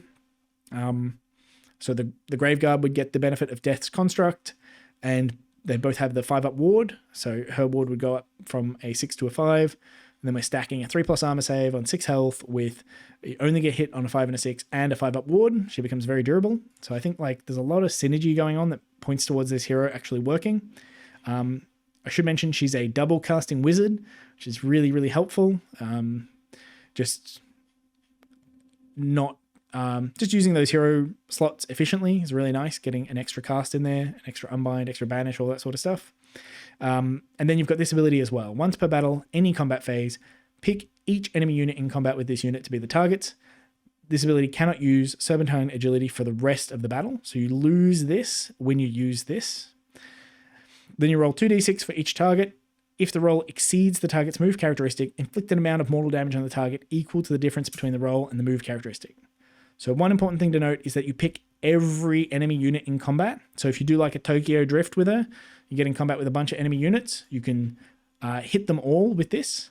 Potentially, if they've got slow movement, right, they're like 4-inch move or 6-inch move units, this can do a lot of damage. There is some synergy between this and I think it's Soul Snare Shackles, right? So you can summon Soul Snare Shackles, reduce their movement by D3, so potentially 3. And then when you use this, the target's move characteristic is lower. I'm pretty sure, you might want to double check this combo works, but I'm pretty sure that Soul Snare Shackles actually reduces the move characteristic. So this will care about their reduced characteristic, which essentially means like Shackles does 2 mortals to them, and then they'll get 2 more mortals from when you use this ability later in the turn. And because she's a double casting wizard, like she can cast the Shackles herself. There's no penalty sort of, you're not giving up that much to cast Shackles. Shackles is a good spell anyway. So the good thing about this is that you don't have to use it Like this is a really, really, really good ability. I think just double casting wizard with an okay melee profile and like some durability and stuff. Like this niche ability might every now and then save you from a strikes first thing. I think she like works and is kind of good. And then you've got this on top of it where every now and then this will just kill a dude, right? It's only 2d6 to be fair. So if your opponent's move characteristic is 6, which a lot of units have 6, then on average you do like 1 mortal, which is not fantastic. But if you can combine it with shackles or just, I don't know, if you roll okay, if you get a 9 or something, it actually ends up being a fair amount of mortal wounds and you can just randomly kill a thing. It's not like restricted to heroes or anything like that. So you can get some extra damage on units. I think, so pick each enemy unit that is in combat to be the targets. I think you can still hit things like terrain features, which might have a move characteristic of 0. So I'm pretty sure you can just deal like 2d6 mortals to some spell or some terrain feature that has a move characteristic of 0. Endless spells are so confusing with things like this, but from what I understand, you can pick them to be the target of abilities, and if they don't have a move characteristic, their characteristic is 0. So like there's some weird interactions with this where like this ability might just be really useful to have and randomly really reliable. Yeah, it turns this off, but then you're just left with a double casting wizard with like an okay combat profile and a niche spell. Like that's still pretty good. So I actually really like Sekhar. I think the model looks really cool as well. Like the big snake looks a bit Daughters of Cain, but in any case, I think she might be kind of expensive. Sekhar 260. So that is, in my mind, that's pretty steep.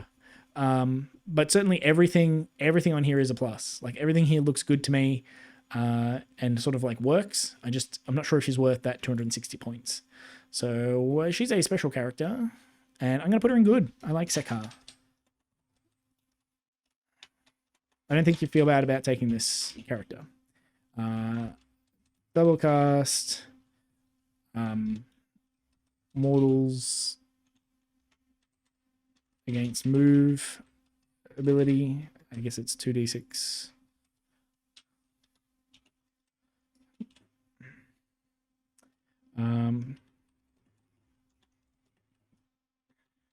I'm pretty sure this works on shooting attacks too, right? Unmodified hit roll for an attack that targets this unit. So she does have like guarded hero and stuff, but on top of that, even if she's standing out by herself, she still could only be hit on a 1 to a 4.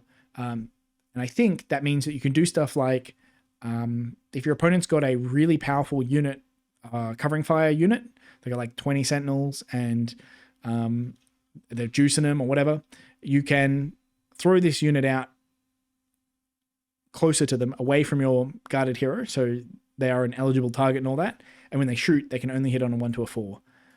I think that's probably unlikely to be effective in a lot of situations because they already have -1 to hit, and like, I know sentinels have auto wound, so the 5s and 6s for sentinels are a lot more important than the 1s to 4s anyway, so you might not necessarily want to do that, but there might also be situations, depending on the specific covering fire unit that the enemy has, where this is a really valuable ability. Like if they've got bad wound rolls, but really good hit rolls or something like that. Got me hit on a 1 to a 4. Niche anti shenanigans ability. So most units have some sort of ability. Some of them don't target you. So I think like the Warden's ability and stuff, I'm not sure that targets you. And I think it has to. Can it be picked to be the targets? So there's a lot of times this just won't work. This spell is pretty niche, but it's still good just having 2 casts and summoning manifestations and stuff. I don't think you're worried that this spell is not universally applicable. And then we're on to Spearhead. All right, so that's it for the book. I'll probably do a bit of a 5-minute wrap up at some point, just on my sort of thoughts on the army. I should go through and do some points. So I didn't give many duplicates. I probably could have in the Virkos stuff. There's a lot of heroes that are like the same. They're already going to lose a ton of points on that. So we'll just do this quickly and then I might adjust it later.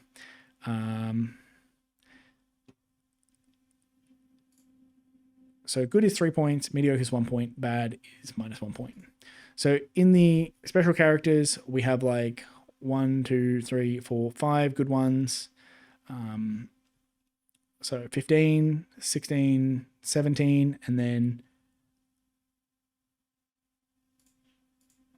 put this is Belladamma.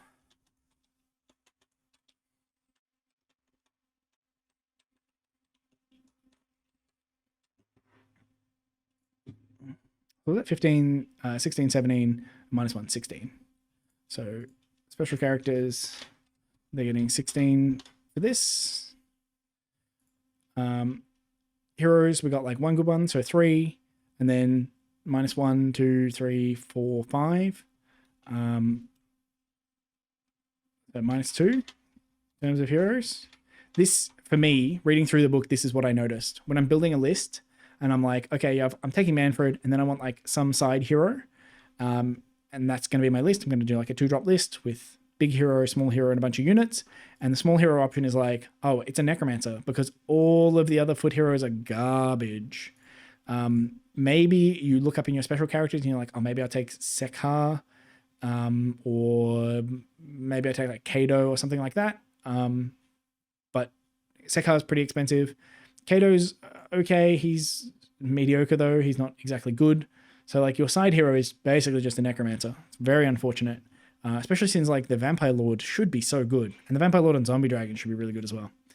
All right, non-heroes. We've got 2, 3, 4, 5, 6, 7 good units. It's 21. 22 with the Vargeists. And then -2. So 20. Actually very good. Lots and lots of good units in the Soulblight book. I didn't look at manifestations. We don't have manifestations. Right, we don't need to look at them. We just use the generic ones. Then we've got ancillary old junk. So Nagash is ancillary and Torgilius is good. So we get 6 points for good stuff. And then 7, 8, 9, 10, 11. And then I'm going to -2 because I think these guys are basically just Vargeist. So we're on 9.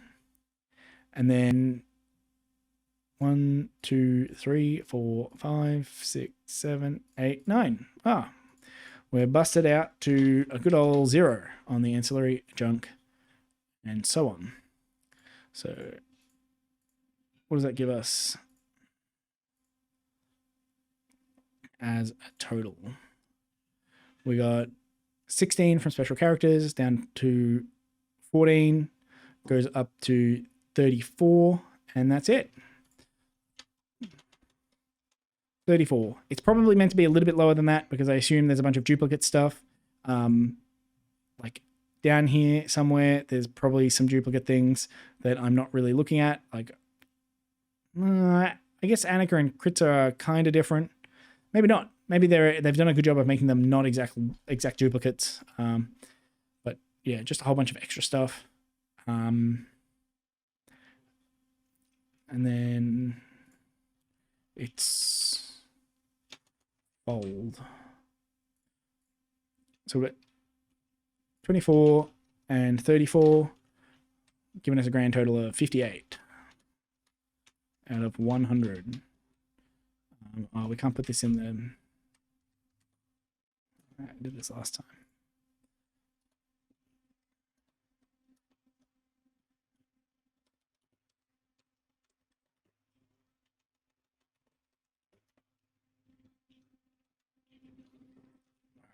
$58 out of 100. So as an army, what I've noticed about Soulblight is that you really, really struggle to get damage. They don't have nearly the synergy that I wanted to get some of your units to do damage.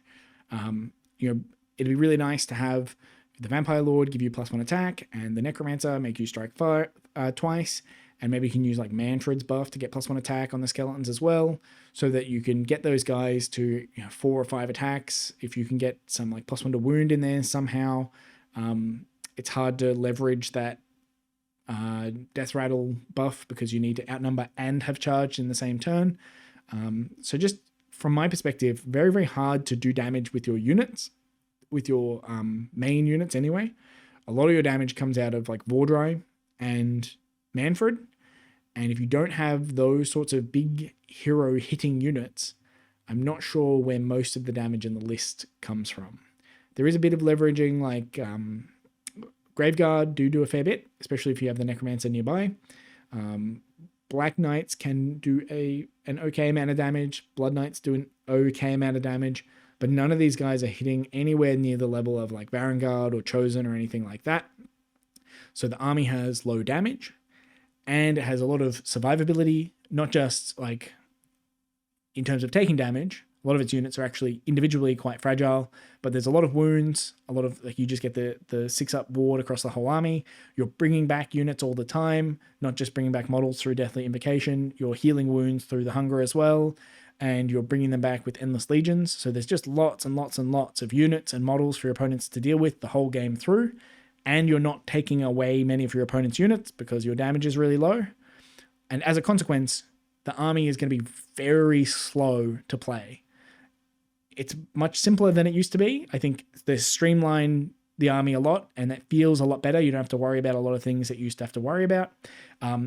It's much quicker. You go through the decisions much more quickly. But on the other side, it's still, compared to other armies, it still just takes a very long time. A lot of the time, if you just play like Slaves to Darkness or something, by turn 4 and 5, you don't have many units left and your opponents don't have many units left. Like you're both walking around the board with limping around with like 3 units left. In the Soulblight matchups, I'm getting to turn 4 and both of us still have like 8 units left on the board. There's just a lot to do. And so it means that when you go to a tournament or something, you take the army, you're going to have a lot of games that time out, which is very frustrating. That's what I found over the weekend. Even when you're playing quite quickly, it's still very hard to keep the time with Soulblight. And it makes you slower. It makes your opponent slower as well because they got more units they have to deal with and lots to think about and that sort of thing as well. So I think that's the main downside that I have for Soulblight as an army. It's just how long they take to play. Even when you don't take a particularly big list, you probably want to use movement trays now. I think with the new coherency rules and stuff and the 3-inch range, you don't lose nearly as much as before by having your guys on. I have these here. So I use like mini mag trays and they keep them in a tight sort of formation. That's the formation you pretty much want your guys in all the time anyway. There's very few situations where you want to spread them out from that formation. So you don't have nearly as much wasted time taking them on and off the movement trays. When you're piling into combat, it's less important to have every single guy pile individually so that you get a whole bunch of attacks, which really, really kills your back over a weekend. So just like some practical considerations of the army are nicer to play. You still do roll, like with Skeleton Warriors, if you're running a big army with like 60 skeletons, you're going to end up rolling a lot of dice. So make sure you have a dice tray, I suppose. But you want to get through those things really quickly. And it's very hard to do that when you're rolling like 60 dice on 4s and 4s or 40 dice on 4s and 4s. You know it's not going to deal a ton of damage, but it deals enough damage that it's worth doing. Whereas like zombie attacks, you can pretty much forego them. You can just say like, fuck it, it's 5s and 4s. They only have like 20 attacks in the whole unit. It's not going to do anything. So a lot of the time you can just skip it, or it's very quick to do because you only have to pick out like the 3 5s and whatever. All right. So like I said, I'm going to be doing I'll do a 5-minute summary. This is not necessarily the fairest like evaluation because they have so much of the Cursed City junk. The next book I'll be doing is Sylvaneth, and I've been reading that Sylvaneth book, and it is so refreshing and so nice to just look at a list. I might just quickly show like the battle profiles list. If you're somebody who plays like one army and it's Soulblight Gravelords, you might not realize that some armies have so few units in them. I should...